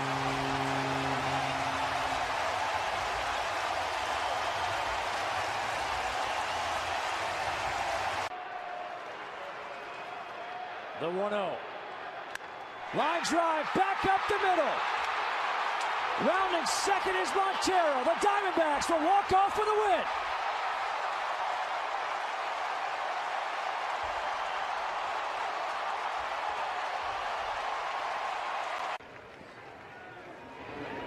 In the air to left field. Going back on it. It is gone! Kevin Franzen sends everybody home with an 8-7 victory here in the bottom of the 9th inning. How about that? And that baby was way out. Way.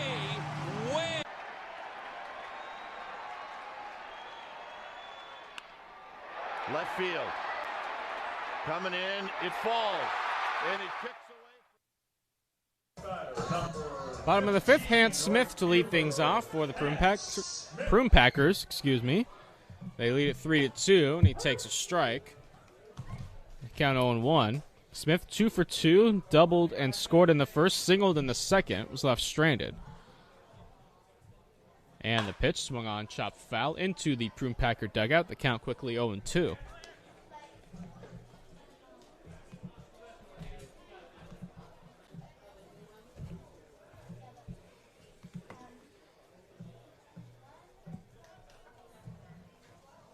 Dylan Porter still on the mound for San Francisco. And the pitch is up and away and goes all the way to the backstop. The count 1-2.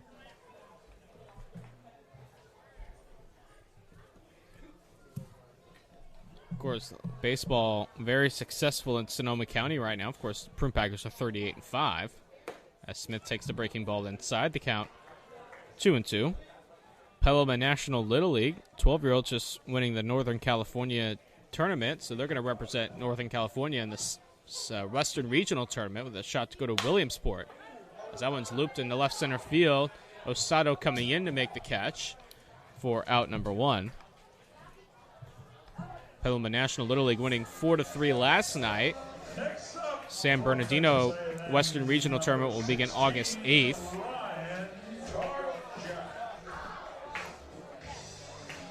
Of course, not the first team Petaluma National has sent to San Bernardino. The other, the last batter Hans Smith played on, 2012. That team went all the way to the Little League World Series and finished third.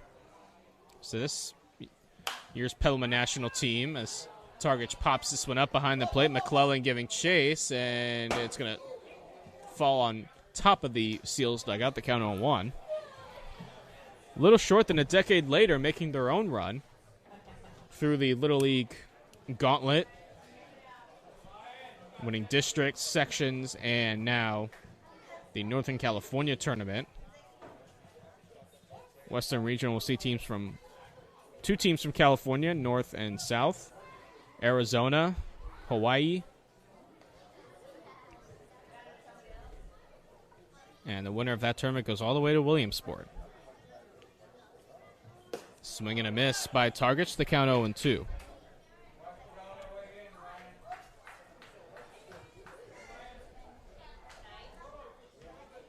Targich switch hitter batting left.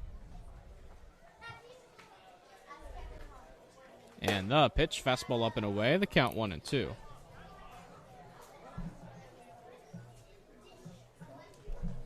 Packers lead at 3-2. We're in the bottom half of the 5th. Porter winds and deals, swing and a miss. Nice changeup from Porter, getting Targich to swing and miss for the second out, and that'll bring up Cam Blake. Next up, center fielder number 20, Cam Blake.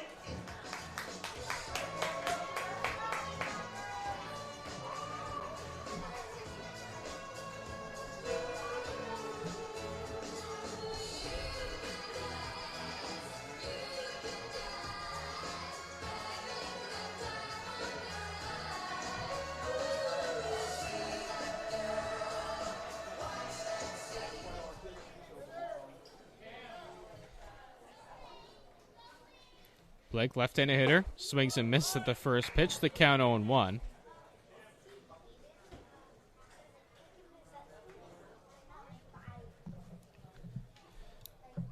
Blake 1 for 1 officially, doubled and scored in the first, walked in the third. And the pitch outside, the count even at 1-1. Still 3-2 Blues over the Conejo Oaks. Blues trying to tie up with the Potters for that 3 seed in the CCL tournament as the pitch is in the dirt. The count 2-1. The Blues were able to hold on and get the victory. The Potters and the Blues would both be 15-13 in CCL play, with just 3 games to play as a swing and a miss. Count 2-2.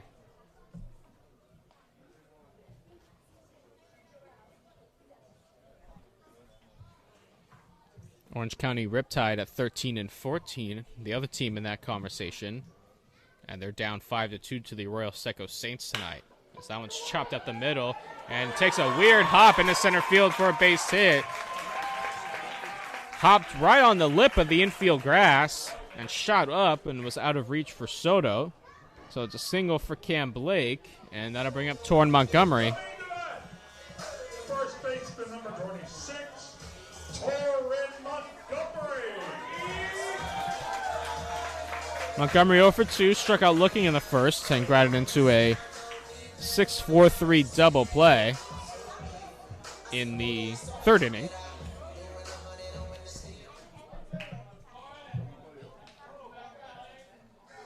So 2 out, runner on for the Prune Packers as Montgomery takes a big swing and fouls it back to the screen. The count 0-1.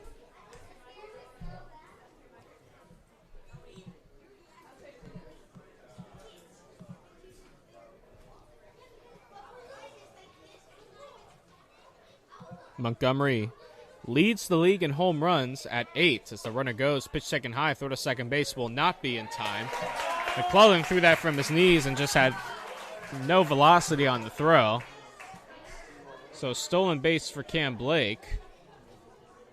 He may be shaken up a little bit at second base, hands on his knees. Blake's going to take a moment and take a little bit of a walk. For Blake, that's his 6th stolen base of the season. Hasn't been caught once.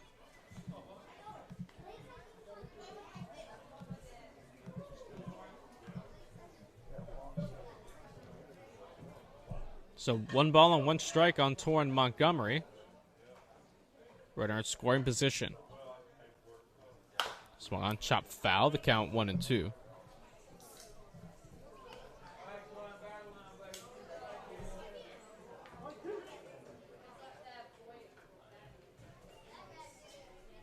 Three runs on 7 hits for the Prune Packers. 2 runs on 6 hits for San Francisco. And you give the Seals an error.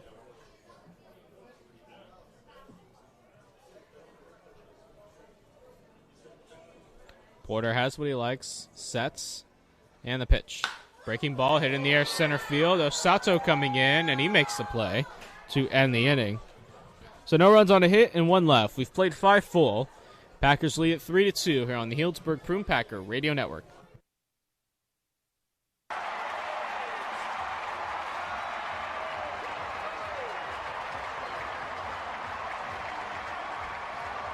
So the Giants. First and third. Now Morales. Chance to win it. High fly ball. That'll get it done. That ball is way. Wow. What a home run. Kendrys Morales with the first pitch. A 3-run shot. And the Mariners win it 6-3. Do not stomp on that plate. Nice and easy. His teammates are giving him plenty of room. Look at that, just a little There you diggity go. touch. Yeah, nicely And done. oh boy. You can see Jason was calling for the foul. No balls, 1 strike, 1 out. Bases loaded. Tied at 3, bottom of the 10th. Ball game.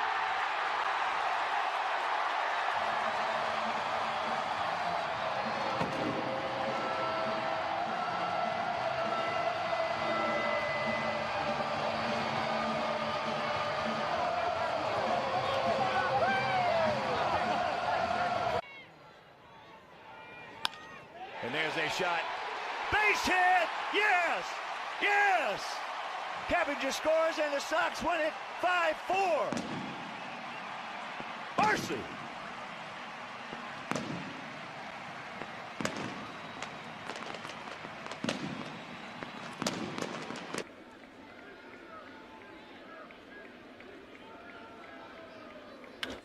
That one's driven deep to right field. Cruz back, looking up. See ya! Yankees win 4-3. 4 solo home runs give the Yankees a win. As Ichiro walks it off. And the Yankees wait for him at home plate.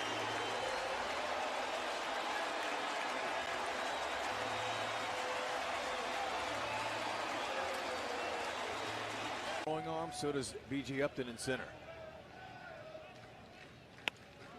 Into left field, base hit. David Lowe is around third. We are in the 6th inning.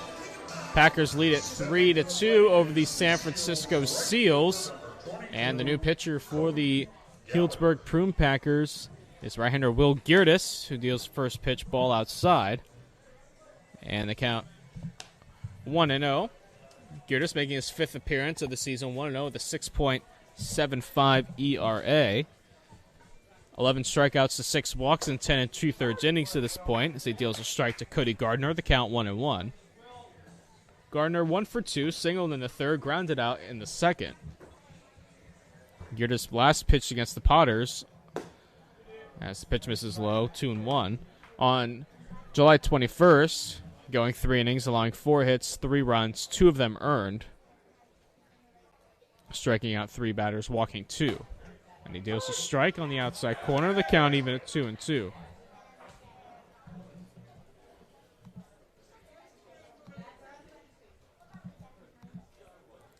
Pitch, check swing, and I guess Gardner held up. Ball got away from Elvis. And the count full 3-2.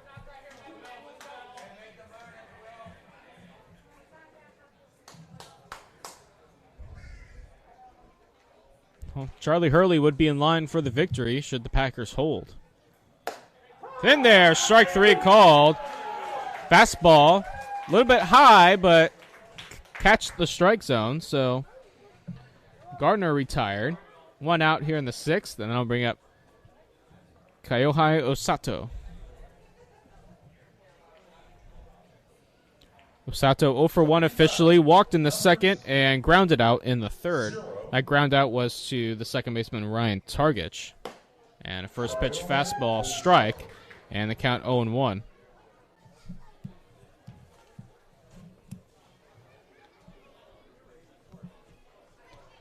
And the pitch, breaking ball strike, the count quickly 0-2.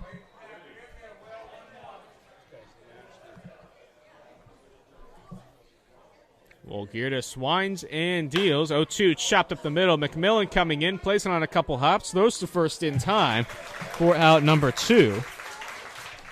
So 2 up, 2 down for Geertis, and that'll bring up Koto Sato. And we're going to have a pinch hitter now for the San Francisco Seals. And it'll be... see if I can read it on the lineup card here. Jackson McDermott, who squares the bunt and pulls it back for ball 1.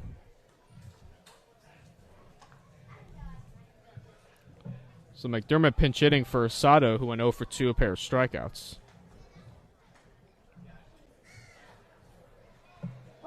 And now time is called to play, called by McDermott. So 1 ball and no strikes. And the pitch, fastball, there's a strike. Inner half, and the count even at 1-1. Geertis trying to work a 1-2-3-6. And a check swing. Did he go? Yes, he did. Says the first base umpire David Niquez, and the count 1-2.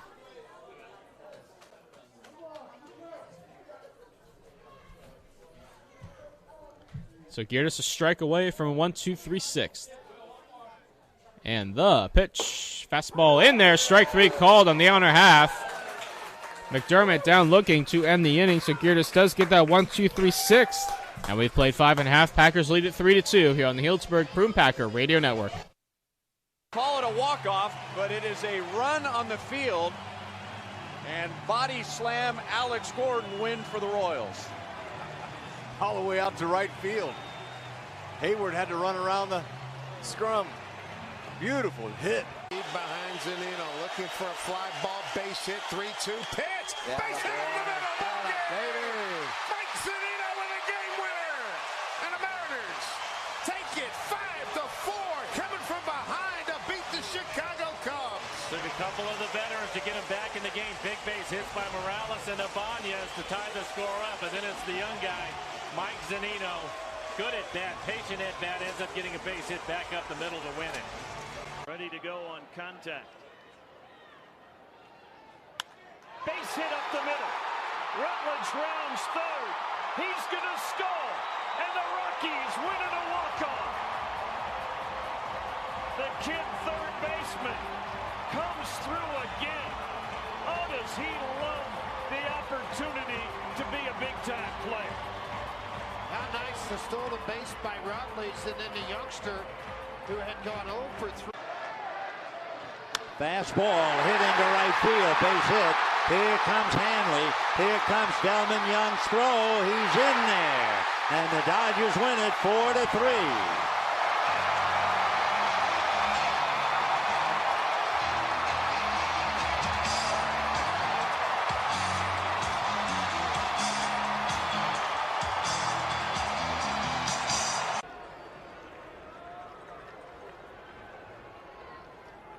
To Escobar, center field, Jackson, back track, gets over his head, and the Rays win the ball game.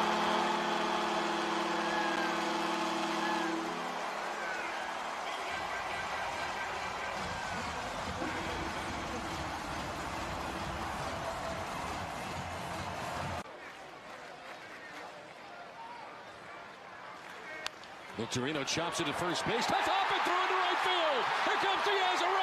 The throw from right will be very late, and the Red Sox will win it.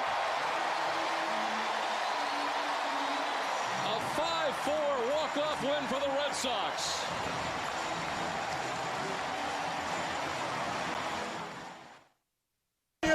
Bottom of the 6th inning, the new pitcher for the San Francisco Seals is Takizo Wishida, the left-hander.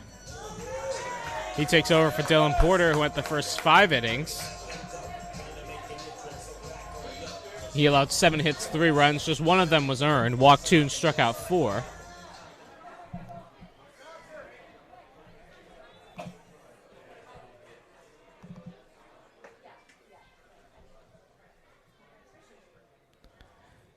And Runyon swings to the first pitch, pops it up, foul, and out of play.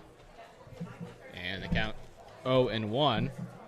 Runyon 0 for 2, reached on an error in the first, popped out in the third.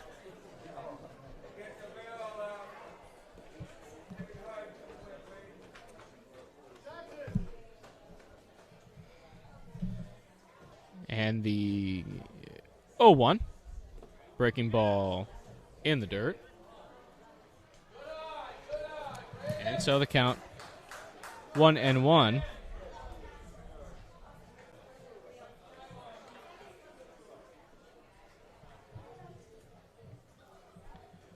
to be Runyon, Boast, and McDonald due up for the Packers as the fastball misses high. And so the count 2-1.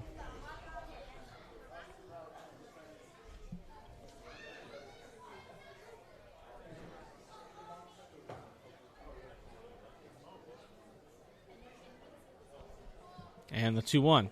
Breaking ball low, 3-1. Runyon way ahead in the count.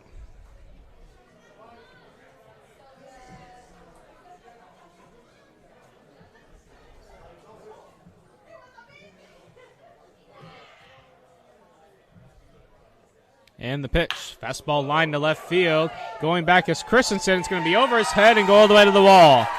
Runyon on his way to second, and he will get there easily with a leadoff double.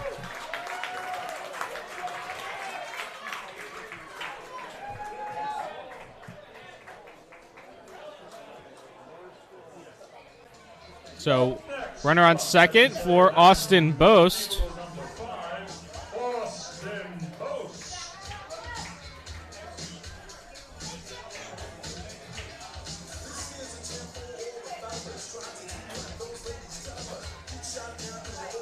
Boast tripled in the fourth and then was thrown out trying to go home on a wild pitch.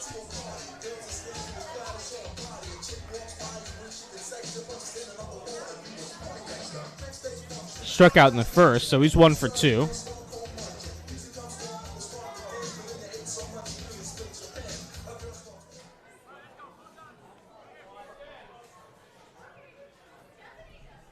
And the pitch, breaking ball outside. And the count 1-0.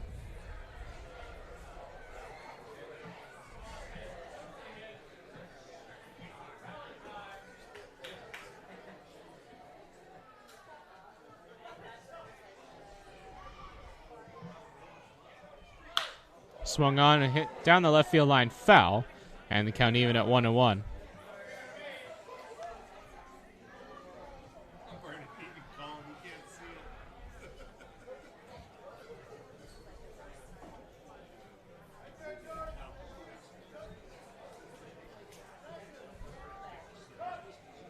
So 1 ball and 1 strike on Boast.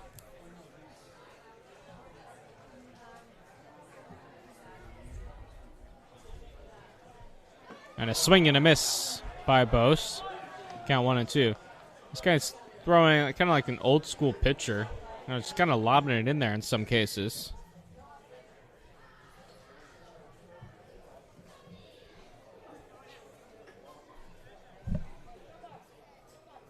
One ball and 2 strikes on Austin Boast, and the pitch swung on line to right field. That'll get down for a base hit. Coming around third is Runyon. He'll score easily. Boast will hold at first. It's an RBI single for Austin Boast, and the Prune Packers have extended their lead to 4-2. Next up, designated hitter number 7, Blake McDonald. So Runyon scores, and that'll bring in Blake McDonald.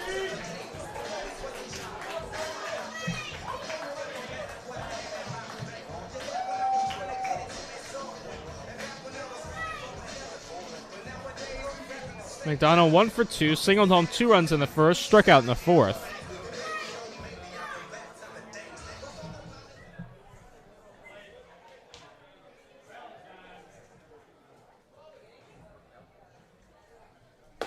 And the pitch low, count 1-0.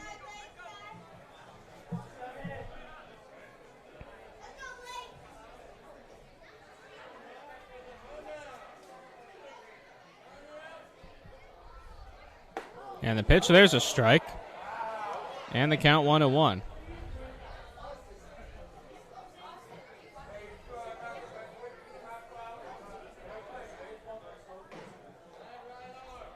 The 1-1. And that's outside. Showing kind of an eephus pitch. What he's doing right now. So the count 2-1 on McDonald. It swung on, hit on the ground, foul left side, and the count 2-2.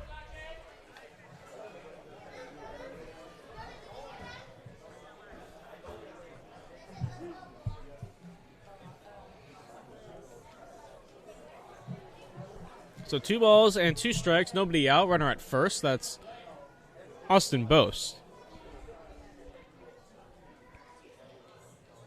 And the pitch. A change up outside. And the count runs full 3-2.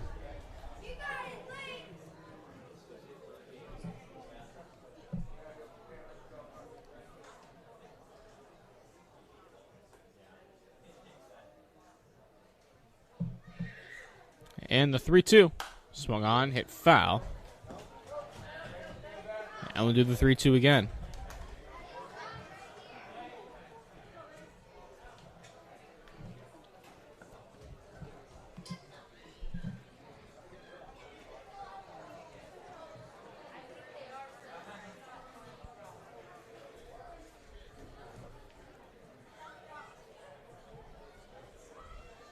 And the pitch in the dirt, ball 4.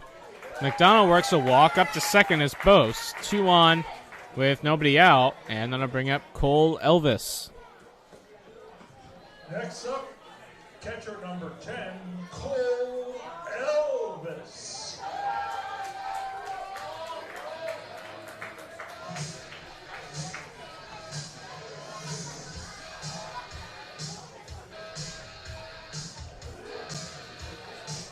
So Elvis stands in.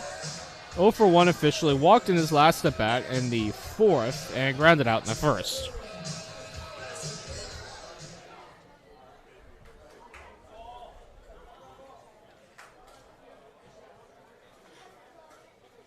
Swung on here on the ground, the short. This could be 2. Oyama goes to second for 1. Soto to first. Oh, goes past the first baseman Johnston. Scoring is Bose. Elvis safe at first. So score that in E4. I think the sun may have had an effect on that one. So score an E4 on Soto. Call that a fielder's choice and an error. Elvis aboard at first with 1 out. And then I'll bring up Ian McMillan. The Packers score to make it 5-2.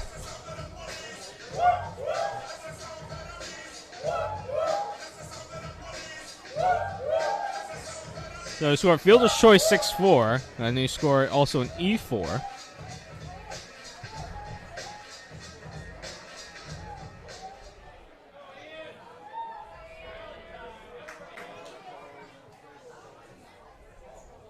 And the first pitch to McMillan is a strike. Count 0-1. Looks way inside and a little bit low, too.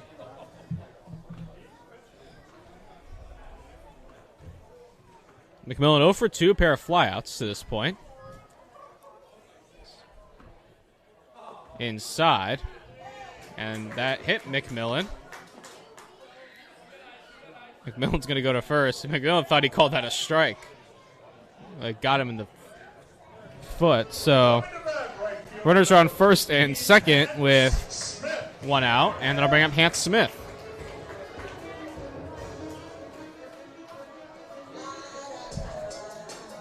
Smith 2 for 3, doubled and scored in the first, singled in the second, flew out in the fifth. Elvis on second, McMillan on first. And first pitch low, count 1-0.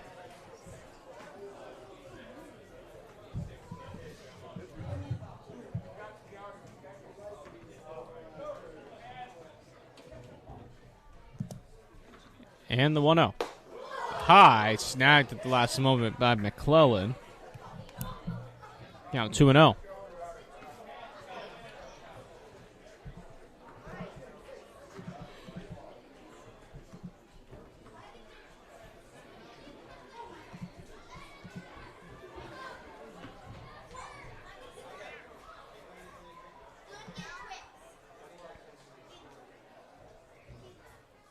And the pitch in the dirt, 3-0 the count.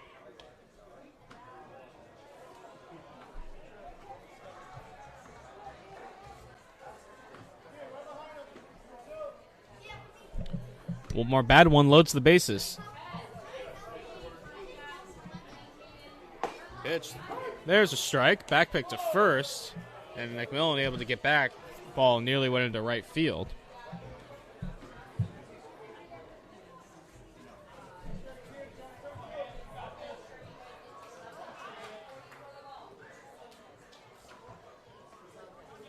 So 3 balls and a strike on Hant Smith. Breaking ball inside, ball 4. So Smith works a walk. Bases are loaded for Ryan Targich.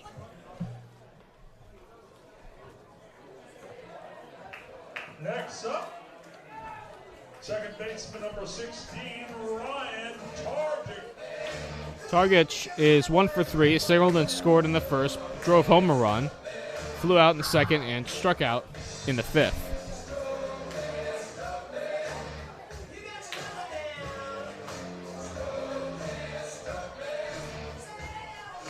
And just noticing right now, Target's one of the few Prune Packers to this point that has kept his same walk-up song the entire year.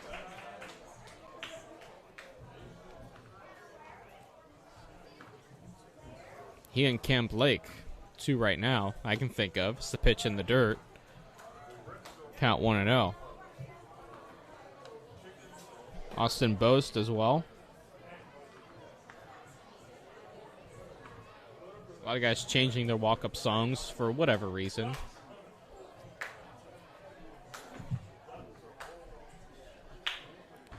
Pitch swung on, chopped to the third. Cornette Fields bobbles it, and everybody's going to be safe. Coming in to score is Elvis. And the Packers are going to extend their lead to 6-2 on the E5. Next up is the center fielder, number 20, Second error, third error actually of the evening for San Francisco. Third run home in the inning. And that'll bring up Cam Blake.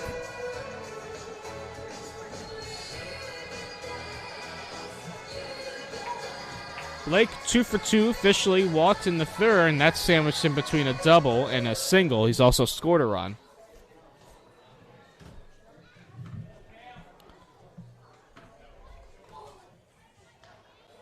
Swung on the line into left center field for a base hit. McMillan scores. Here comes Smith. He will score. Targich is going to hold at third as the throw gets in rather quickly. So it's a 2-run single for Cam Blake. He goes to second on the throw. And that'll make it 8-2 Healdsburg. That'll bring up Torrin Montgomery, and now a meeting at the mound.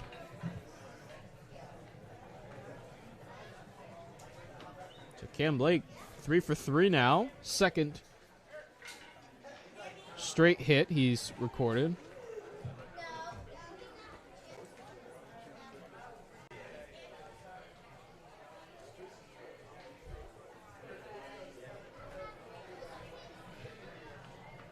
So 5 runs across in this inning for the Prune Packers.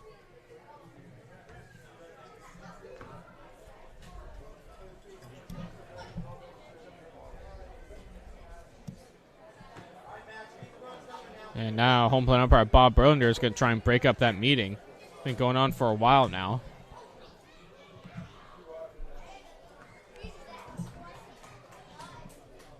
Meeting broken up. Torrin Montgomery's going to get a shot with runners on second and third with one out.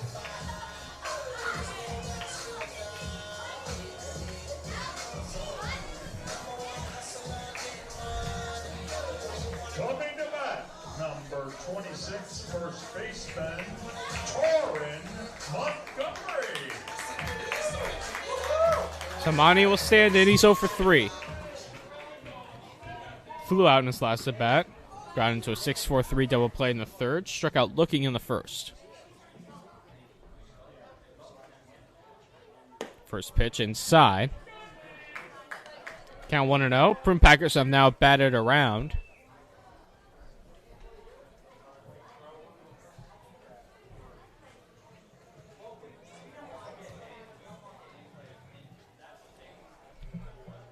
And the 1-0. There's a fastball. Misses. Don't know where it missed, but it's ball 2.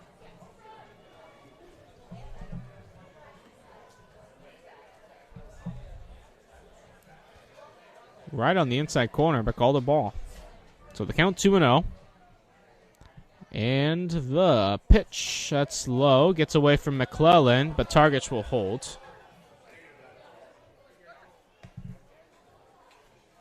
And the count 3-0.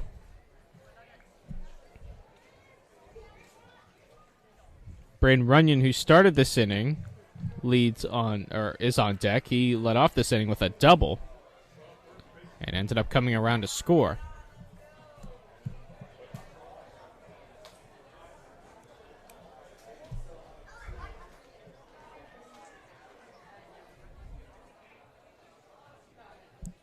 Three balls and no strikes to Torrin Montgomery, and he swings and misses, getting the green light. Count 3-1.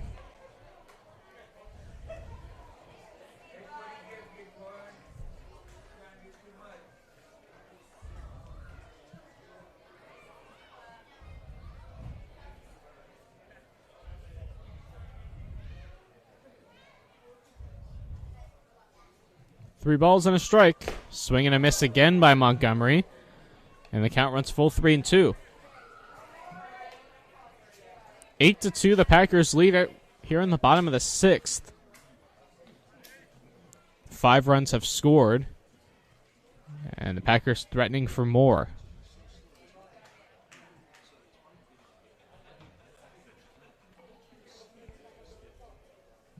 And the payoff pitch is on the way. Swung on, hit in the air, left field, down the line, giving chase Christensen, and he will make the catch, tagging his Targich. The throw is cut off. Targich will score. It's a sacrifice fly for Torrin Montgomery, and lead is now 9-2, Healdsburg.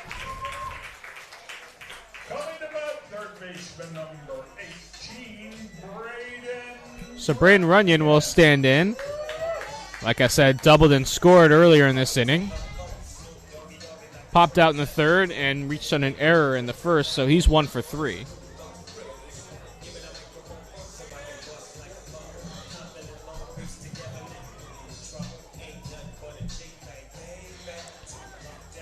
So 6-run sixth for the Healdsburg Prune Packers.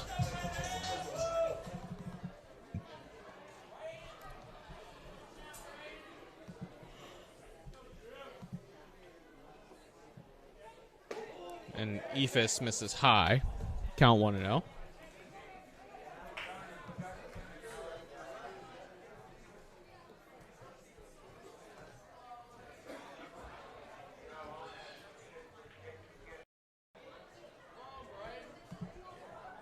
And the pitch inside. Almost hit Runyon, and the count 2-0. I'm actually going to say they did hit him. Kind of a late call, but Runyon's going to get first base. So Runyon on first, Cam Blake still on second, and that'll bring up Austin Bose, who is 2 for 3, singled home a run earlier in this 6th inning, and then came around to score himself.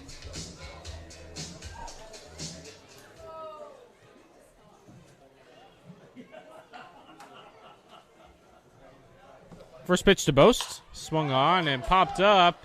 Maybe in play. McClellan giving chase as is Johnston, who slides and he can't make the play. The ball dropped in foul territory, then ricocheted into fair territory. That's a foul ball. The count 0-1.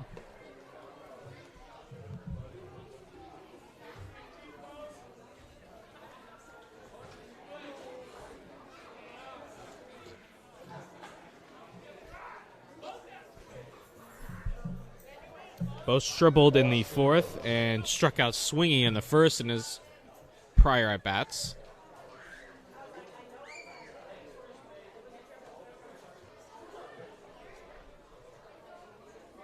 And the pitch. Swung on, fouled back, and the count 0-2.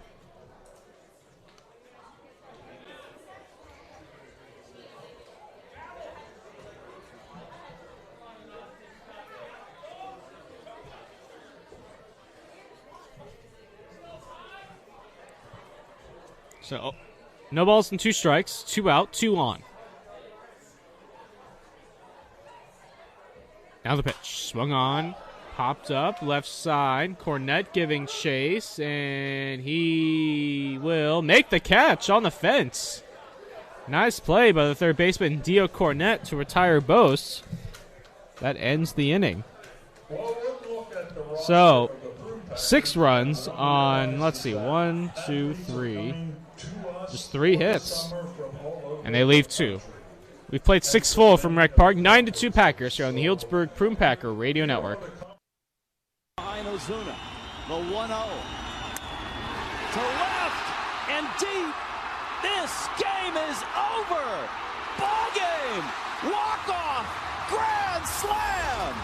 Jeff Mathis.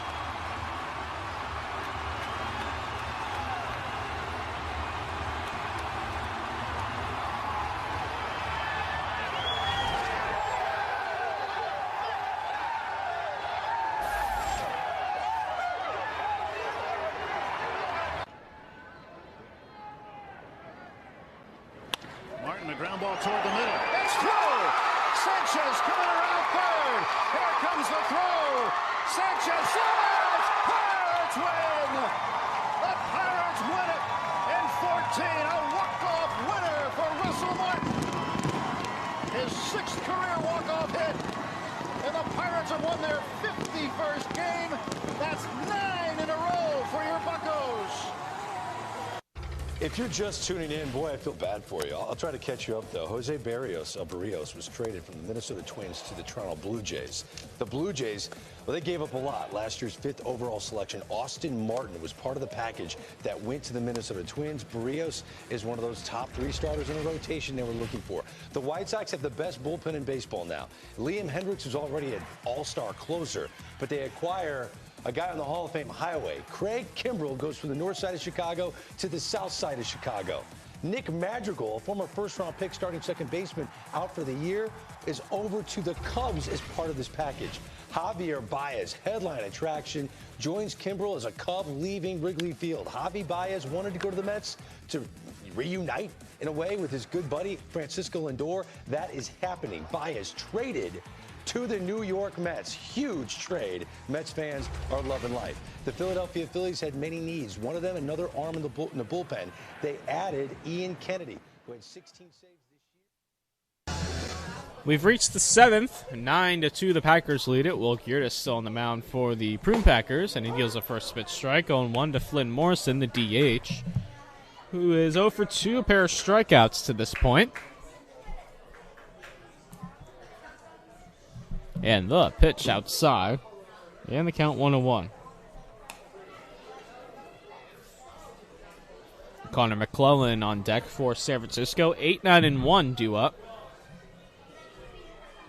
Will Geertis worked a 1-2-3 top of the 6th. And he deals a strike. And the count 1-2.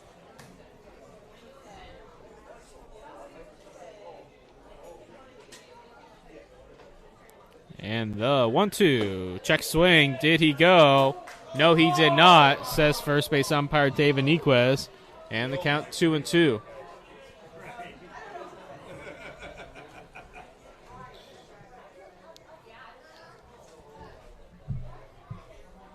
Geertis is 1-2, or 2-2 rather, is a breaking ball high.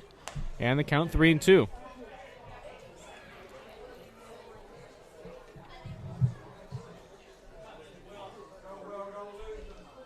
And the full count pitch inside ball 4.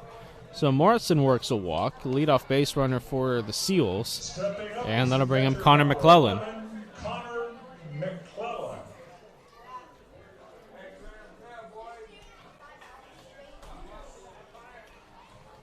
McClellan 0 for 2, fly out in the 3rd, ground out in the 4th.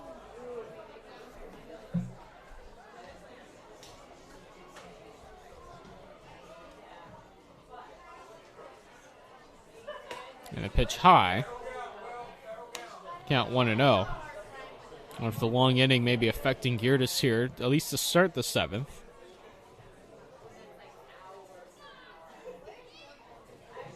See if we can get back on track. 1-0. There's a fastball strike right down the middle. A count 1-1.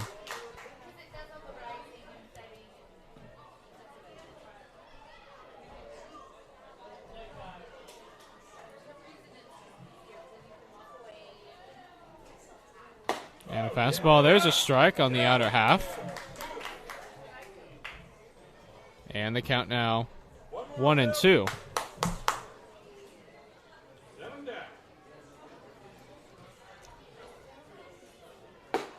And a swing and a miss. Strike 3. McClellan down on strikes for out number 1. And that'll bring up Joe Oyama. Concession stands will be closing at the end of the 7th inning. So if you're going to buy your dogs or burgers, now's the time. Number 1 is stepping up to the plate.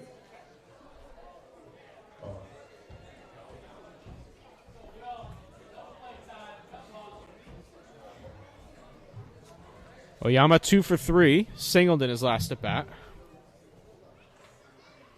And lefty fouls it back to the screen. The count 0-1.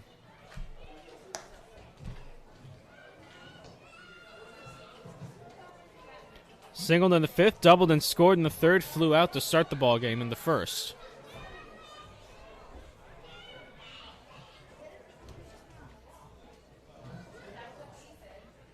Oyama, left-handed hitter. And the pitch low, and the count 1-1. Oyama's double in the 3rd nearly left the yard, but went through a hole in the fence in left field for a ground rule double. Originally, it was called a home run, then after discussion, it was ruled a ground rule double. And this one's lined to left field, giving Chase's Bose. He makes the catch. Heading back to first is Morrison. The throw back is not in time. It gets by Montgomery. And Morrison will stay there. Third baseman, Dio Cornette. So 2 retired, and that'll bring up Dio Cornette. Cornette 1 for 3. Popped out in the 1st, singled in the 3rd, grounded out in the 5th.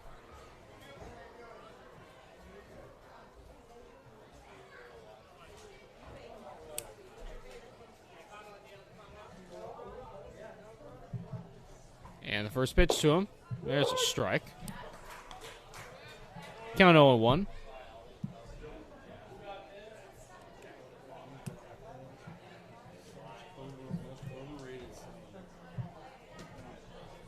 Geertis sets the 0-1. Fastball misses low. Count 1-1.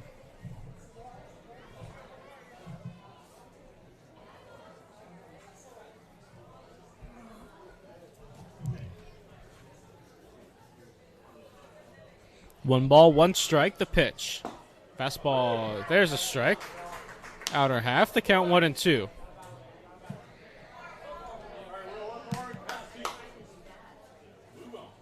Geertis trying to work a scoreless top half of the 7th. He's a strike away from doing so. Pitch swung on and missed. Strike 3. Cornette down on strikes to end the inning. So it's time to stretch here at Rec Park. The Packers lead at 9-2 here on the Healdsburg Prune Packer Radio Network. If you're just tuning in, boy, I feel bad for you. I'll try to catch you up, though. Jose Barrios was traded from the Minnesota Twins to the Toronto Blue Jays. The Blue Jays, well, they gave up a lot. Last year's 5th overall selection, Austin Martin, was part of the package that went to the Minnesota Twins. Barrios is one of those top 3 starters in a rotation they were looking for. The White Sox have the best bullpen in baseball now. Liam Hendricks was already an all-star closer, but they acquire a guy on the Hall of Fame highway. Craig Kimbrell goes from the north side of Chicago to the south side of Chicago. Nick Madrigal, a former first-round pick starting second baseman, out for the year, is over to the Cubs as part of this package. Javier Baez, headline attraction, joins Kimbrell as a Cub leaving Wrigley Field. Javi Baez wanted to go to the Mets to reunite, in a way, with his good buddy Francisco Lindor. That is happening. Baez traded to the New York Mets. Huge trade. Mets fans are loving life. The Philadelphia Phillies had many needs. One of them, another arm in the bullpen.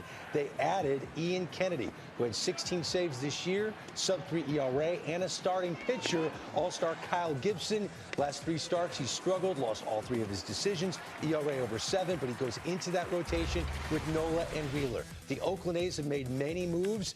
Yan Gomes and Josh Harrison, 2 veteran position players, are going to be part to add depth to that Oakland A's starting lineup. Defensive versatility is part of the equation. Josh Harrison brings that, and Yan Gomes can call a good game behind the plate and really control the running game. This could be the biggest of the entire week. Max Scherzer, future Hall of Famer, being traded with Trey Turner, who's got 1 more year of control, to the Los Angeles Dodgers. Now, Corey Seager activated tonight.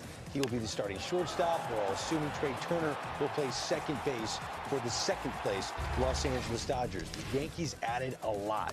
Most recently, Andrew Heaney, who struggled this year for the Angels as a former first-round pick out of Oklahoma State years ago. We'll see where he slots into the starting rotation for the Yankees, but he's not the headline after they acquired Anthony Rizzo and, of course, Joey Gallo from the Rangers. But this happened right before the deadline passed at 4 p.m. Eastern. The San Francisco Giants trade 2 minor leaguers, none of which top 5 in their organization, for Chris Bryant. Chris Bryant, at the moment, is just a pure rental. He will go to the San Francisco Giants. Defensive versatility, named the game for this former MVP.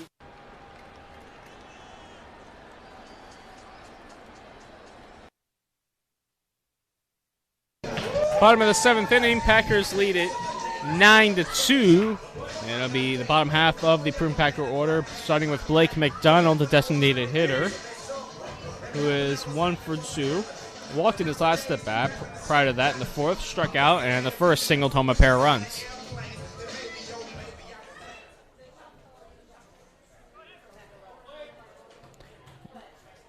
First pitch, low, ball 1. New pitcher for the San Francisco Seals is Eric Woodrow.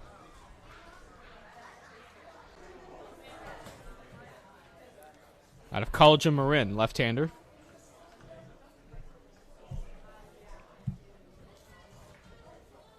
From Packers batted around in the 6th.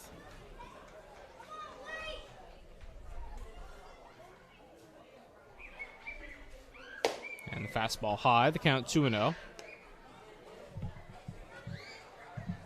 It'll be McDonald, then Cole Elvis, and Ian McMillan, the 3-2 up. And that one's lined to center field, hit pretty well. Osato going back, still going back, still going back. It's over his head. And he roll all the way toward the ivy.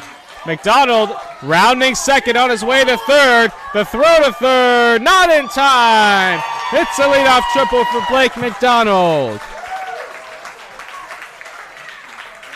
McDonald squared it up and took it to the deepest part of the yard.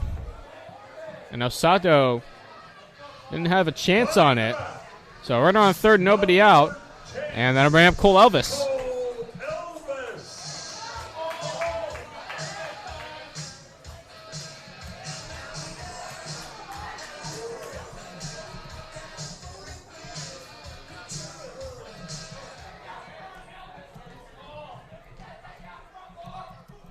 And a swing and a miss by Elvis, the count 0-1. Elvis reached on an error in that 6th inning, then came around to score. Also walked and grounded out. And a swing and a miss. Count quickly 0-2.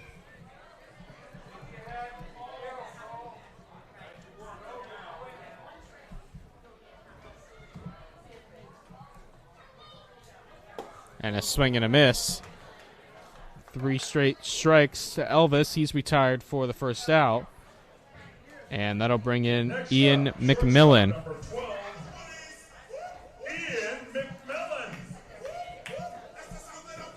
McMillan was hit by a pitch in that 6th inning and came around to score.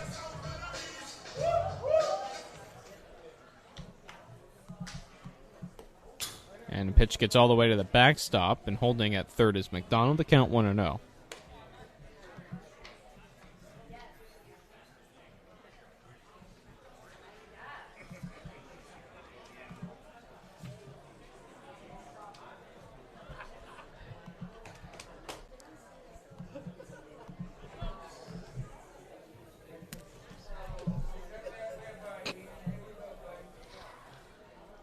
Swung on, hit on the ground up the middle. Oyama misplays it at short. Everybody's going to be saved. McDonald scores.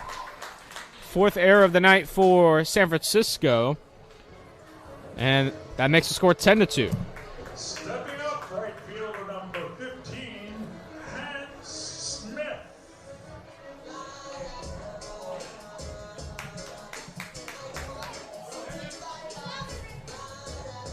Smith, 2 for 3, walked and scored in his last at bat.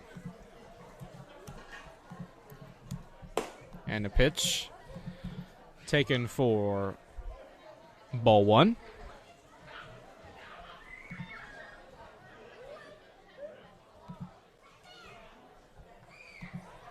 Pitch up high, 2-0. 1 out, 1 on. 10-2 Prune Packers here in the 7th.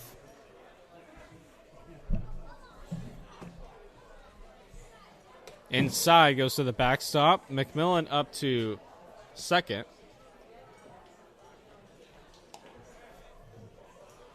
Count 3-0.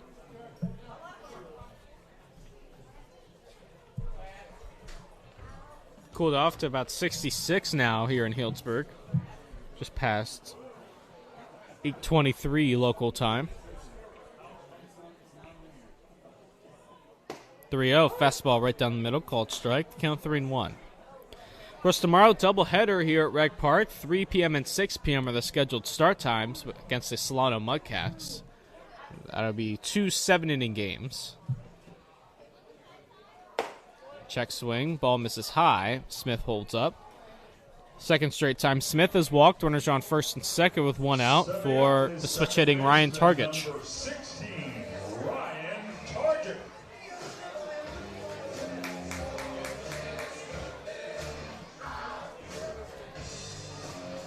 Targich reached on an error in the 6th, struck out in the 5th, flew out in the 2nd, singled home a run in the 1st. Also came around to score in that 1st inning. Goes behind Targich to the backstop. McMillan to 3rd. Smith up to 2nd. The count 1-0.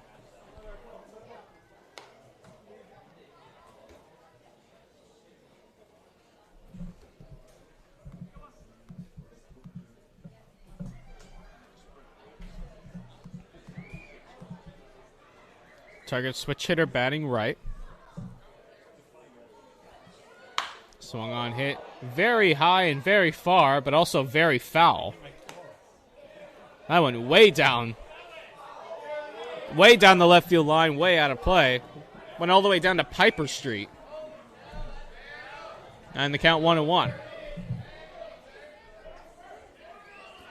That went all the way down behind the Prune Packer bullpen as Targich pops this one up right side and out of play. Count 1-2. The Oaks have come back to tie it up against the Slow Blues. That game's tied at 3 in the bottom of the 6th. The Arroyo Seco Saints lead the Orange County Riptide 5-3 in the bottom of the 7th. Forster's on top of the Barons 3-2 as that pitch again behind Targich. Count 2-2.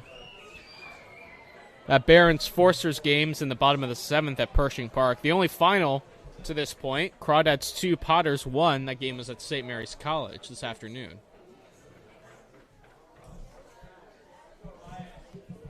Of course, we're watching the Lincoln Potters because if they're able to grab the 3 seed in the CCL tournament next week, they're going to play at 7 o'clock on Wednesday. The Packers will get bumped to 2:30 in the afternoon as Targich fouls this one off. Of course, playing at 7, you kind of stay in that routine of playing at night for the most part. You get the late game, you get the cooler weather at night as well. So if the Potters drop to the 4th or the 5th seed, then the Packers will keep that 7 o'clock game where they rightly should be. As Targich lines this one in the left field for a base hit. Both runs will score. McMillan and Smith. It's a 2-run single for Ryan Targich, and it's now 12-2, Prune Packers.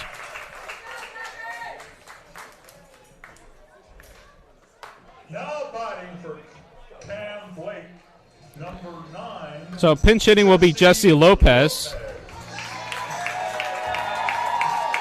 Making just a second at bat since coming off the injured list, and gets a big round of applause from the fans.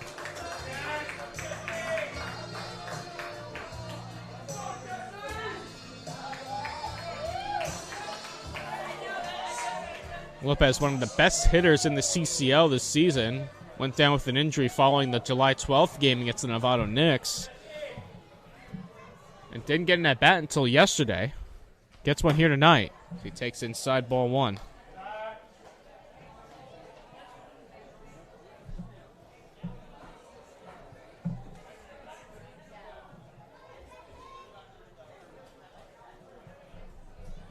And the 1-0.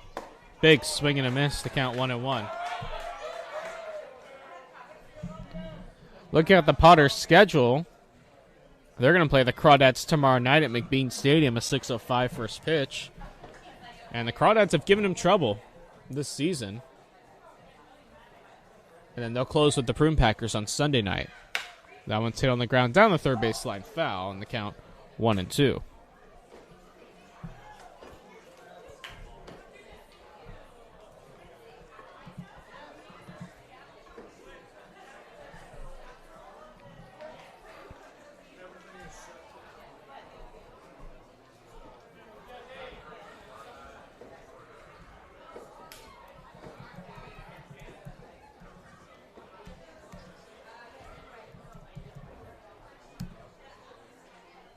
And a swing and a miss.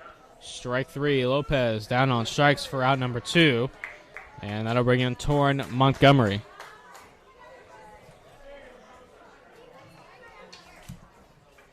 Stepping up the plate, first baseman number 26, Torrin Montgomery.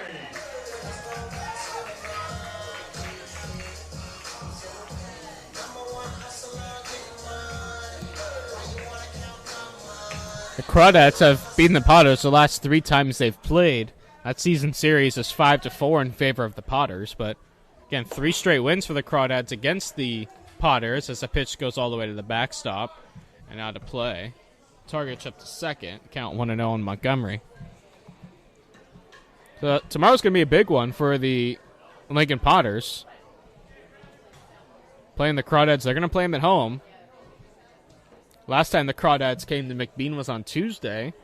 Potters led that game 3-2 in the 9th inning. Crawdads came back to win at 5-4. As Montgomery takes a strike, the count 1-1. Of course, the Crawdads, they're not going to be in the CCL tournament, but they're still playing hard. They're playing out the rest of their season. Pitch inside. Count 2-1. The Slow Blues have retaken the lead over the Conejo Oaks, 4-3 in the bottom of the 6th.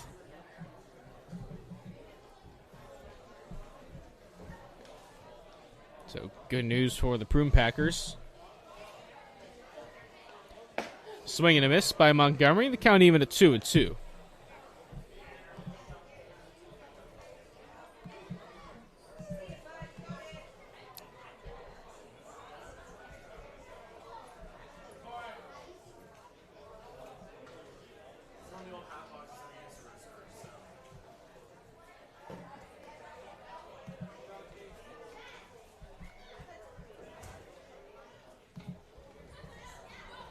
Two balls, 2 strikes, 2 out, and a swing and a miss, strike 3.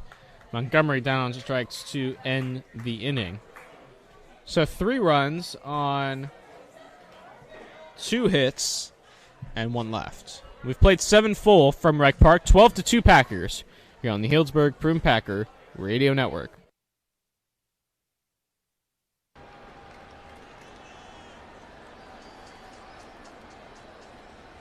So that'll bring up Rizzo. He walked in his first Yankee appearance and then grounded to second. Rizzo was the linchpin of the 2016 Cubs, the team that broke the curse, finally brought a World Series to Wrigley Field. He was as important a player as any of them, beloved in Chicago, will never, ever have to buy a meal there. And now he drills one deep to right field. There it goes. See ya. His first Yankee home run, and it gives the Yankees a 1-0 lead.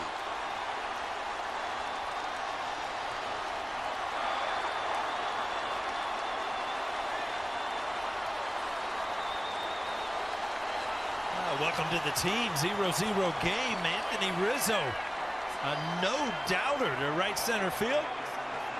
Little guy caught it. Made his night, too.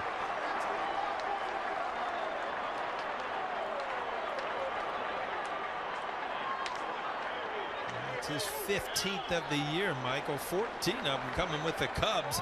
And a big one here with the Yankees. You might not have to buy a meal in New York after that for a couple of days. That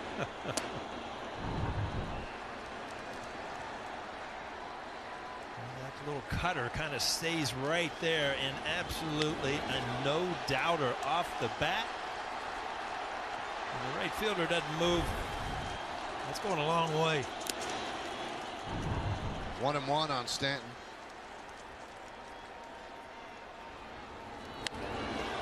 Well, that's a nice way to break into a team.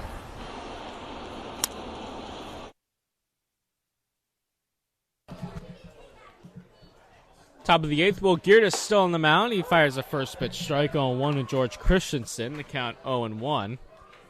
It'll be Christensen, Johnston, and Gardner due up. 12-2, the Packers lead it. And the pitch up high, the count 1-1. Christensen 2 for 3, doubled in the first, singled home a run in the third, and struck out in the 5th. There's a breaking ball strike, and the count 1-2.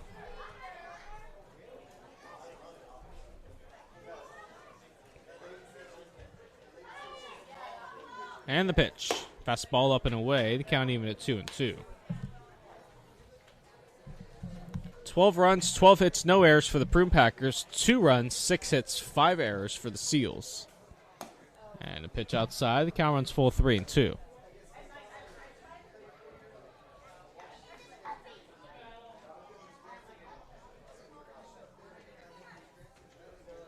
Geertis winds the pitch. And pitch misses high, ball 4. So leadoff walk to George Christensen. Second straight inning that Geertis has surrendered a leadoff walk.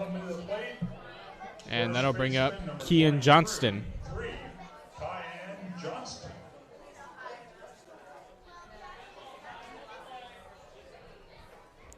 Geertis sets. And the first pitch to Johnston is swung on, line foul, right side now to play. Count 0-1. Johnston 0 for 3, grounds it out in the first, struck out in the third, flew out in the 5th.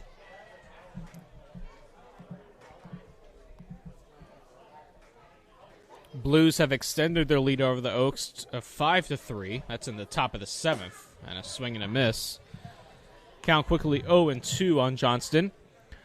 The Arroyo Seco Saints have extended their lead over the Riptides 7-3.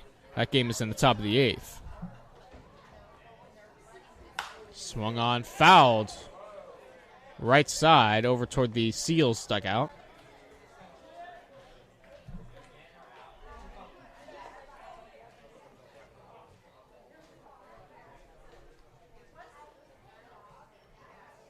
Geertis holds the set.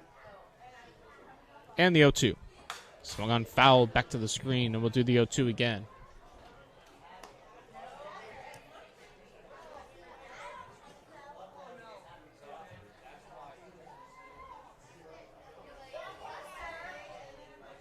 And another 0-2 is in the dirt. Skips away from Elvis. And up to second will go Christensen. Count 1-2 now on Kian Johnston.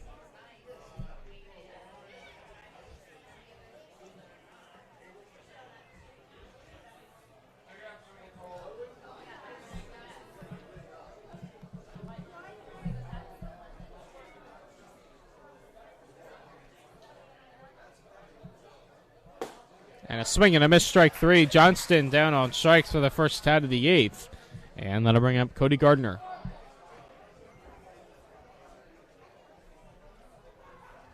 Next at bat, right fielder number 22, Cody Gardner.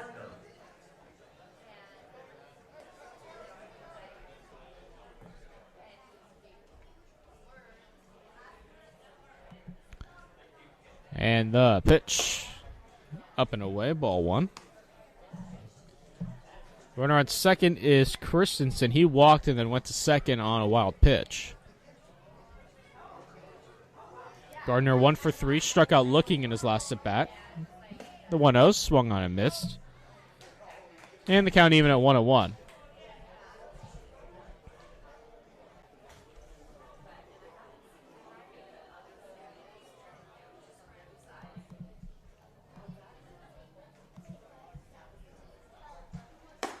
And the pitch taken for ball 2. 2-1 the count.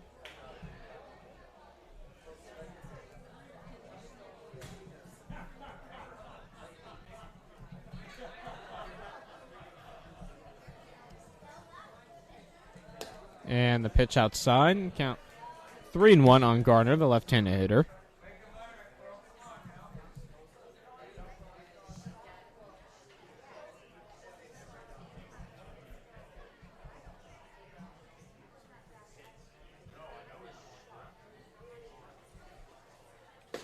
And the pitch. There's a strike.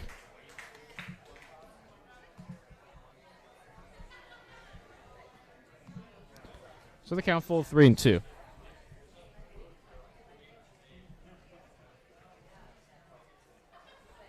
And the pitch in there. Strike three called. Gardner in town looking for the second time tonight. 2 gone in the inning. And that'll bring up a pinch hitter.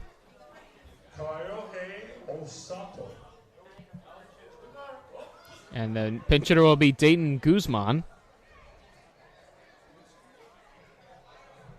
He's going to hit for Kyohei Osato.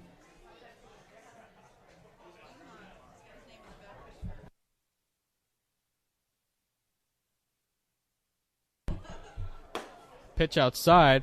Count 1-0. Dayton Guzman. Yeah.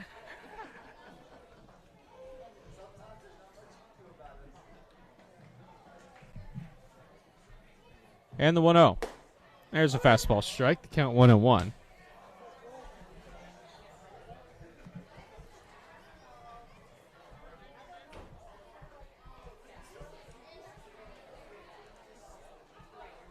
And the pitch. There's a strike. And the count 1-2.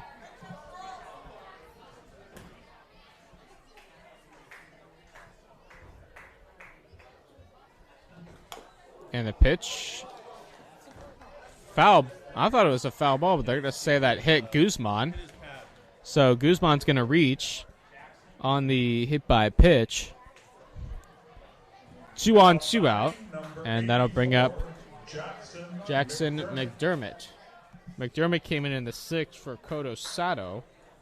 And he struck out looking in his first at bat.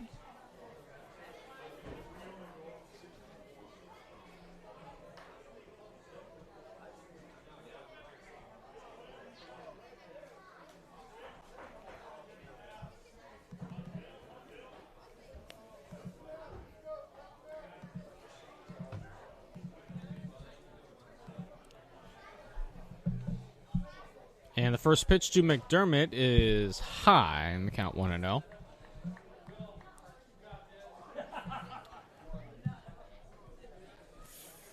.53 pitches now for Geertis through 2 2/3. And the pitch low, 2-0.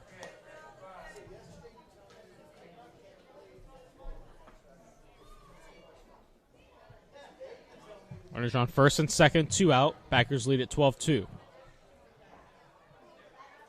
Swung on and lined into right center field. That's going to get down for a base hit. Coming around third is Christensen. The throw from Bose is way offline. That's an RBI single for McDermott as the runner Guzman goes to third on the throw, and that makes it 12-3.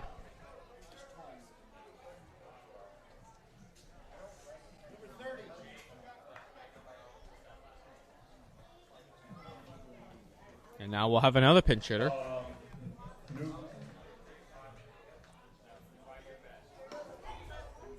Number 30, a new batter. Number 30. Pinch hitter will be Jake Chasengram.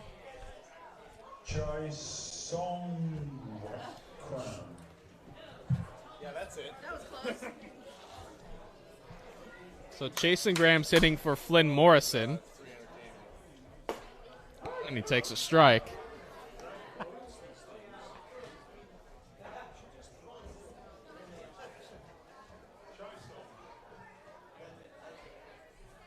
Count 0-1. And the pitch outside. Count 1-1. See, the problem is the numbers are different on the lineup card versus the program. And when you're looking at the writing on the lineup card, it's all converged in the corner. So the pitch is ball 2, 2-1.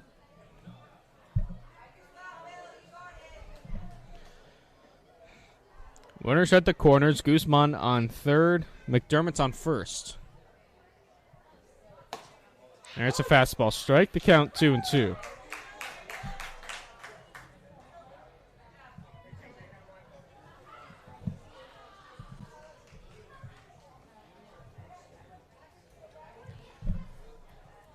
Two outside. Now I'll run the count full 3-2. So that'll start McDermott from first. Of course, can't start Guzman at third. There's no one at second. No one behind him. So McDermott will take off on the pitch. There he goes. The pitch. Swing and a miss. Strike 3. Chasengram down on strikes to end the inning, but the Seals get a run on a hit and they leave 2. And we've played 7.5. The Packers lead it 13-2 or 12-2. 12-3. Third time's a charm. 12-3 on the Healdsburg Prune Packer Radio Network. Not just that play in general. The Phillies have had a really bad year defensively. And is that number 1? Andrew Vaughn. You told you guys this would be the night. Andrew Vaughn picks up his first big league home run. Had that feeling in my bad knee, guys. Turn the lights on at least. See the kid run around the bases. There we go. He spit on the changeup the pitch before. It looked like he was seeing the ball really well, and then he got something a little up, hammered it. A 2-run shot. White Sox doubling up the Twins. He's 23 years old, 3rd overall pick, top bat, coming out in the 2019 draft. He was the 12th overall prospect according to MLB.com. He is as polished of a college player in terms of offensive skills as we've seen, and that right there was his first big league home run. Garrett Cole goes the distance. 99 on the last pitch of the night.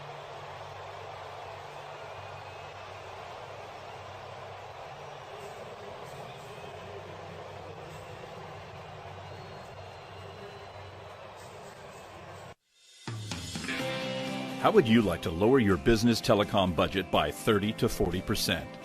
No matter where you are in the United States, IGT Consult is here to serve you. Scan us a copy of your phone and internet bill, and we'll send you a free analysis with competitive bids for your telecom needs. Why pay retail when you don't have to? Contact IGT agent J.D. Marr at 916-275-5597. That's 916-275-5597. Or visit us at igtconsult.com.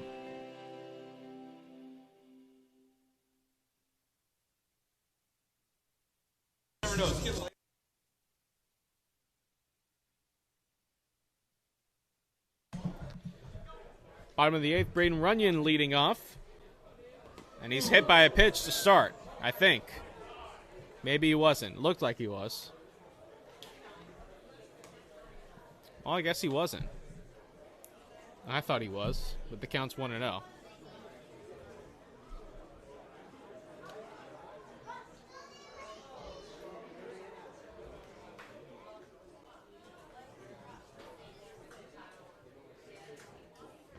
And the 1-0 inside.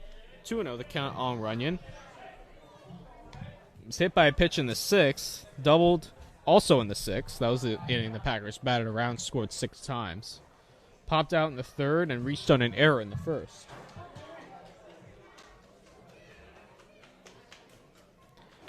Pitch high. 3-0.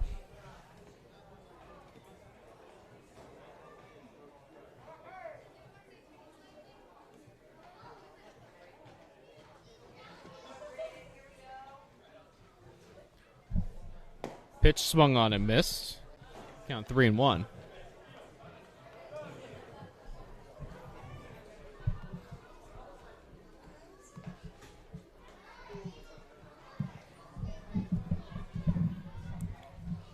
Eric Woodrow still on the mound for the Seals.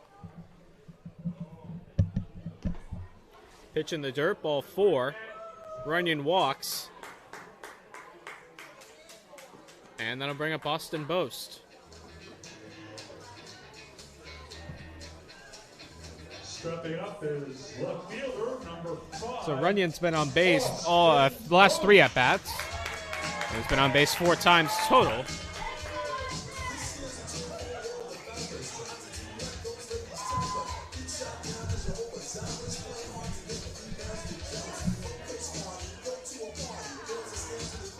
Austin Boast getting some run out of his walk-up song and giving us some slight dance moves.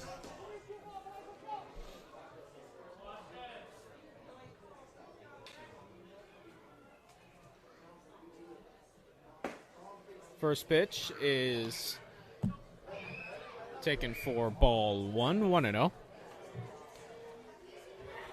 Boast is 2 for 4. And the 6th, he popped out and singled home a run, also scored. So he hits one in the air deep to left field. Christensen going back. It's going to one-hop the wall. Runyon on his way to 3rd. They're going to send him around. The throw from Oyama, the cutoff man, is not going to be in time. Runyon dives in safely. The throw goes to 3rd, gets away. And Austin Boast is going to come around to score on the Little League 2-run home run.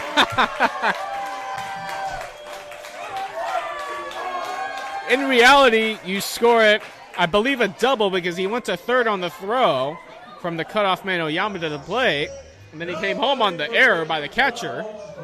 So I'm going to score that a double and an error. Both scores on the error, gets an RBI, makes it 14-3. Blake Piveroff pinch hitting and gets strike 1. Sitting for Blake McDonald.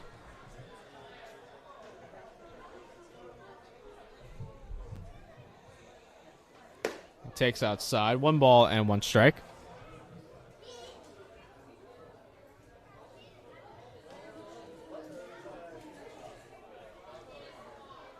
Finnegan Wall set to start the first game of tomorrow's doubleheader. As Piveroff swings and misses, the count 1-2.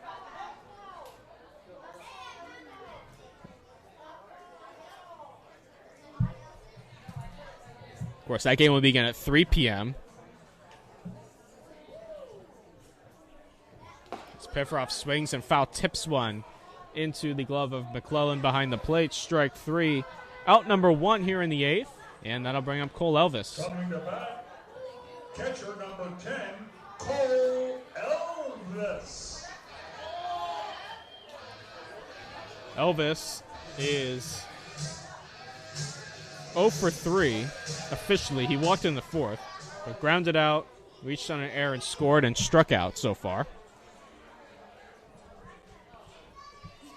And the pitch, breaking ball inside, count 1-0.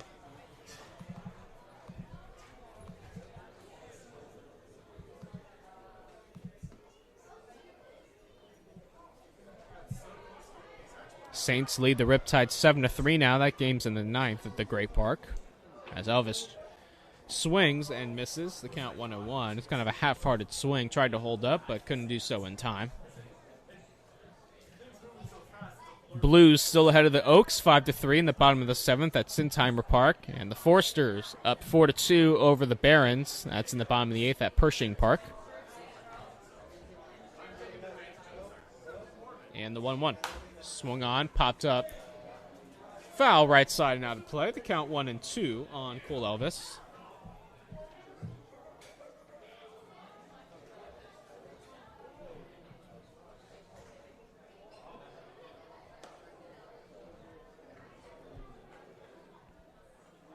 (14-3) here on the bottom of the 8th.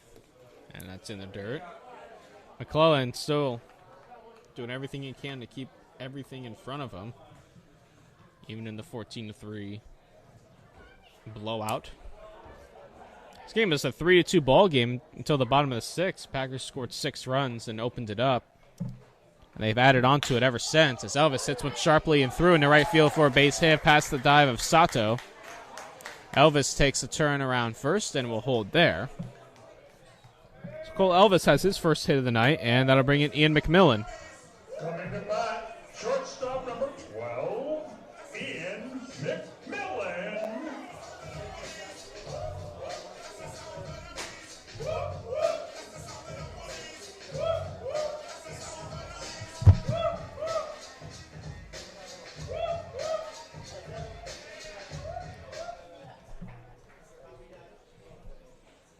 One out, one on. Swan fouled back. Count 0-1. McMillan 0 for 3. Reached on an error in his last at bat, came around to score. Was hit by a pitch in the 6th, scored in that inning. And in the 4th and 2nd, flyouts to left and center, respectively.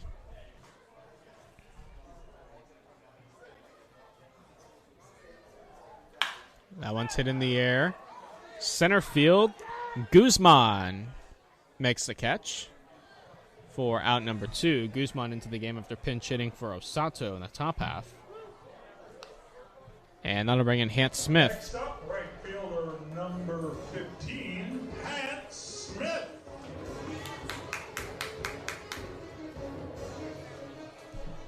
Smith stands in. He's walked his last 2 at-bats. Came around to score both times. And the 5th flew out to left. In the 2nd singled, and in the 1st doubled and scored. Right-handed hitter. Takes a fastball high.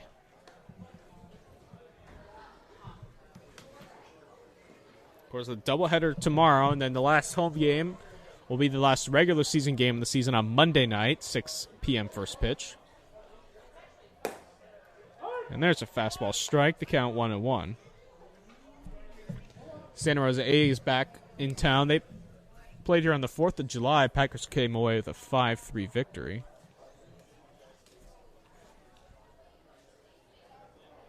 And a swing and a miss. And the count 1-2.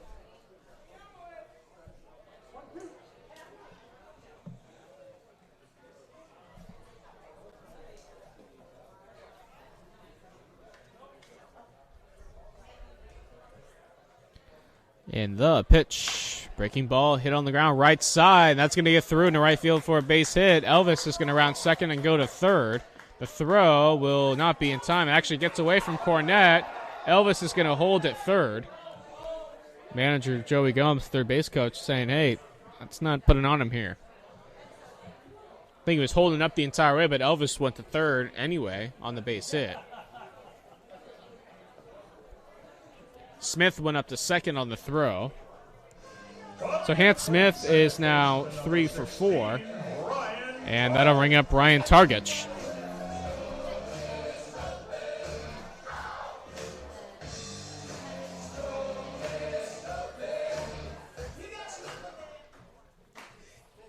Target switch hitter batting right.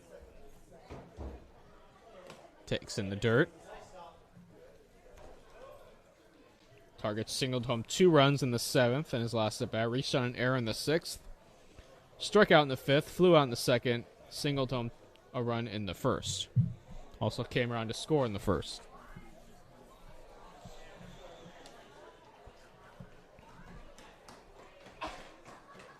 And the 1-0 is up and away. The count 2-0. If Targich is able to reach, Seth Nager would hit next. Cam Blake was in that spot, and then Jesse Lopez pinch hit for him in the 7th and struck out, so he'd be in Lopez's spot. As Targich fouls it back, the count 2-1.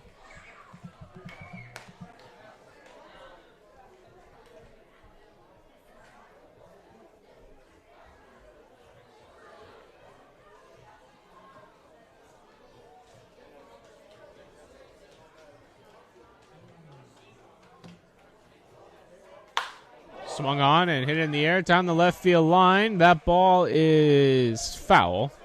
And the count 2-2.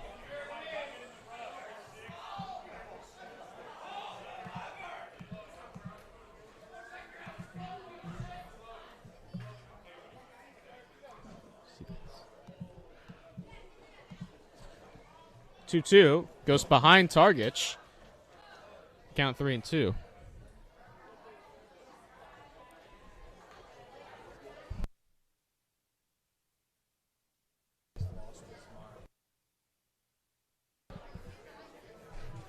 So home plate umpire dusting off home plate, getting ready for a 3-2 pitch to Ryan Targich.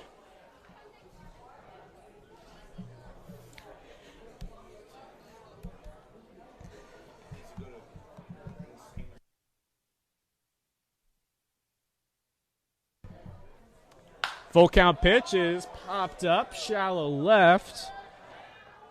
Christensen coming in, and the ball drops. 2 runs will score. Targich up to second on the E7. Make it 16-3.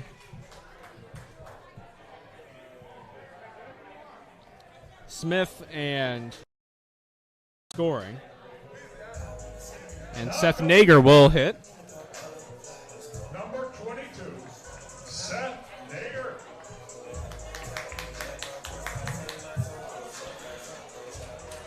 Prune Packers have scored 13 runs since the start of the bottom of the 6th inning.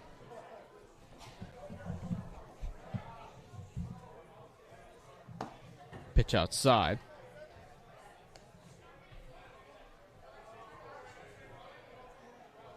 Nager went to Arizona State University last year, now going to be at St. Mary's College.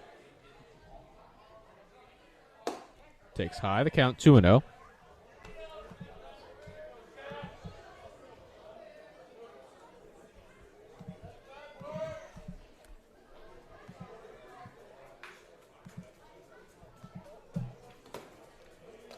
Pitch in the dirt, and up to third is Targich. Gets a hand from his new third base coach, Blake McDonald.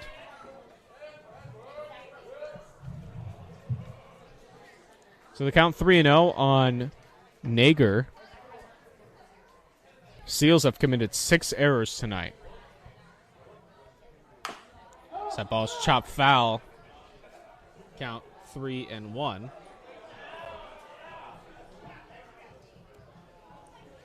Wonder if this is another one of those games where we'll see one of the pitchers hit. Doesn't look like it. Spencer Hines is taking an at-bat this year. Henrik Reinertsen is also taking an at-bat.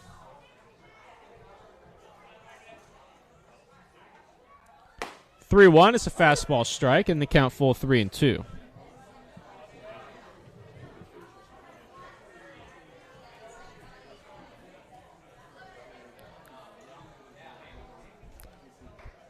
.60 pitches for Woodrow, and pitch number 61 is swung on and missed, strike 3 to end the inning. 4 more runs for the Prune Packers on 3 hits, and they leave 1. And at the end of 8 innings of play, 16-3 Healdsburg. You're on the Healdsburg Prune Packer Radio Network. You never imagined going to your child's funeral. We all thought Tyler was so happy, but he must have been suffering in silence.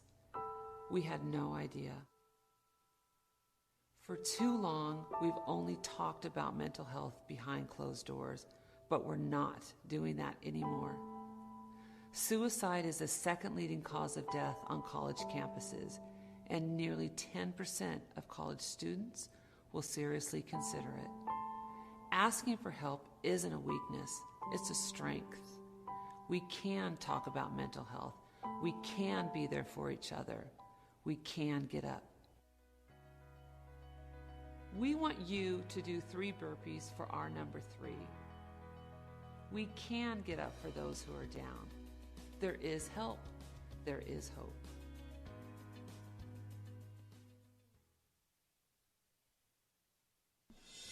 Are you paying too much for your business phones and internet?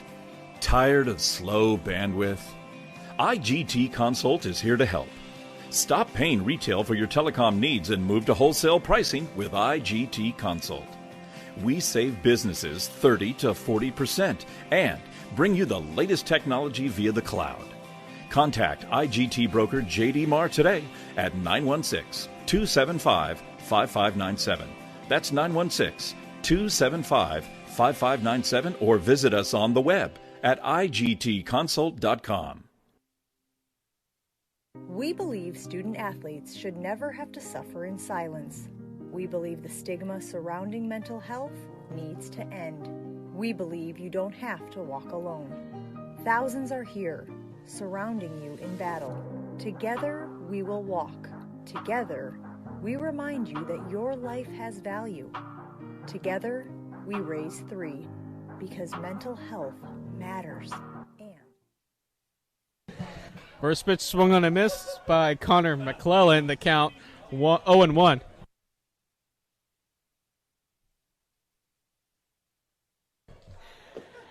Pitch low. The count 1-1 on McClellan.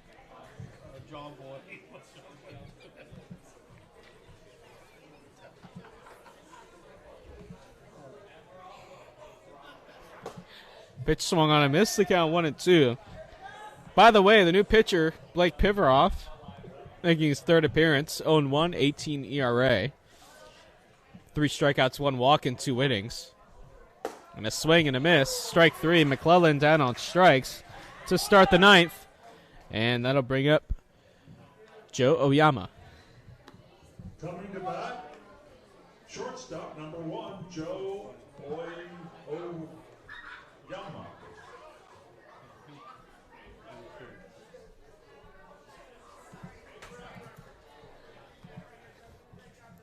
Oyama 2 for 4, pair of flyouts, and between that, doubled and scored in the 3rd, singled in the 5th.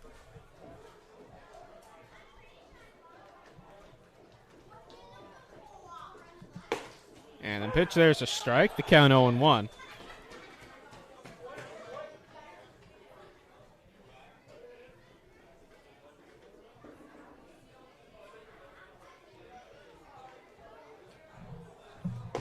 And there's another strike. Fastball. The count 0-2.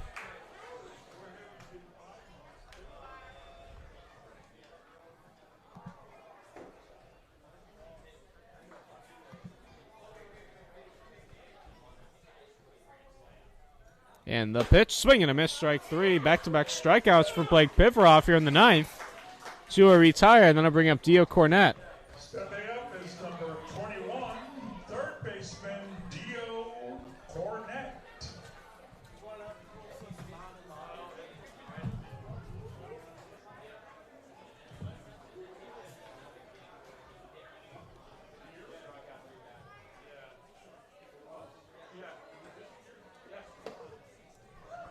First pitch, swung on a miss, the count 0-1.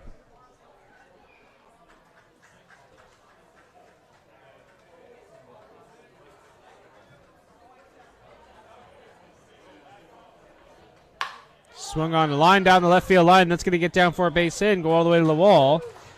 Cornett on his way to second. The throw in is going to not be in time. Cornett overruns the bag but gets back, so he's got a double. Second hit of the night. And that'll bring up George Christensen.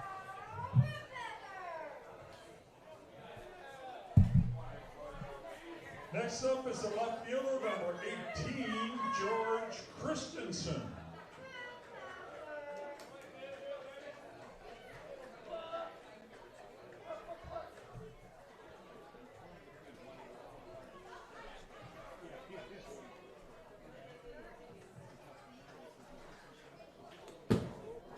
And the pitch goes to the backstop up to third Cornett.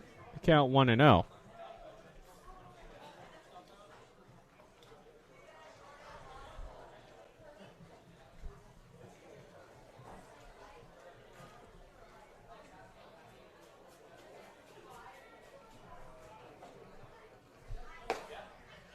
Pitch, there's a strike. Fastball in the outer half. The count 1-1.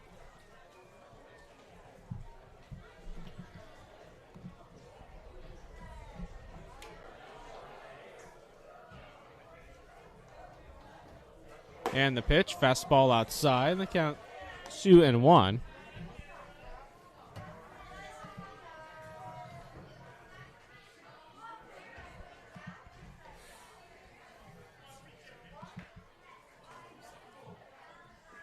And the pitch is ball 3, 3-1.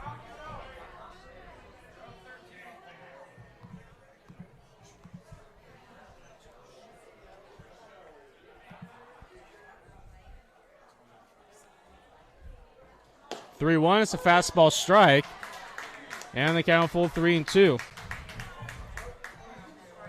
So the Seals are down to their final strike.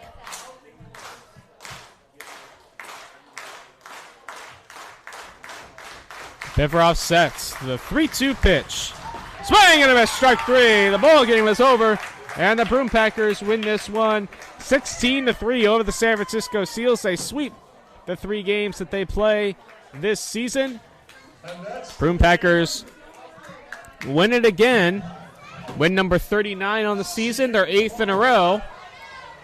They improved to 39-5 overall. 2 CCL games tomorrow, the doubleheader against the Solano Mudcats, 3 and 6 p.m., 2 7-inning games. Finnegan Wall will be on the mound for the first game of that doubleheader. For all of us here at the Healdsburg Prune Packers, I am Michael Barabalt saying so long from Rec Park.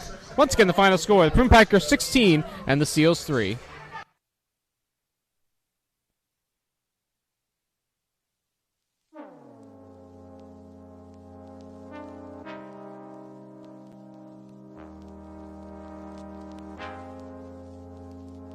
Well, ladies and gentlemen, that concludes tonight's ball game. The Packers have won over the San Francisco Seals 16-3, a fair blowout.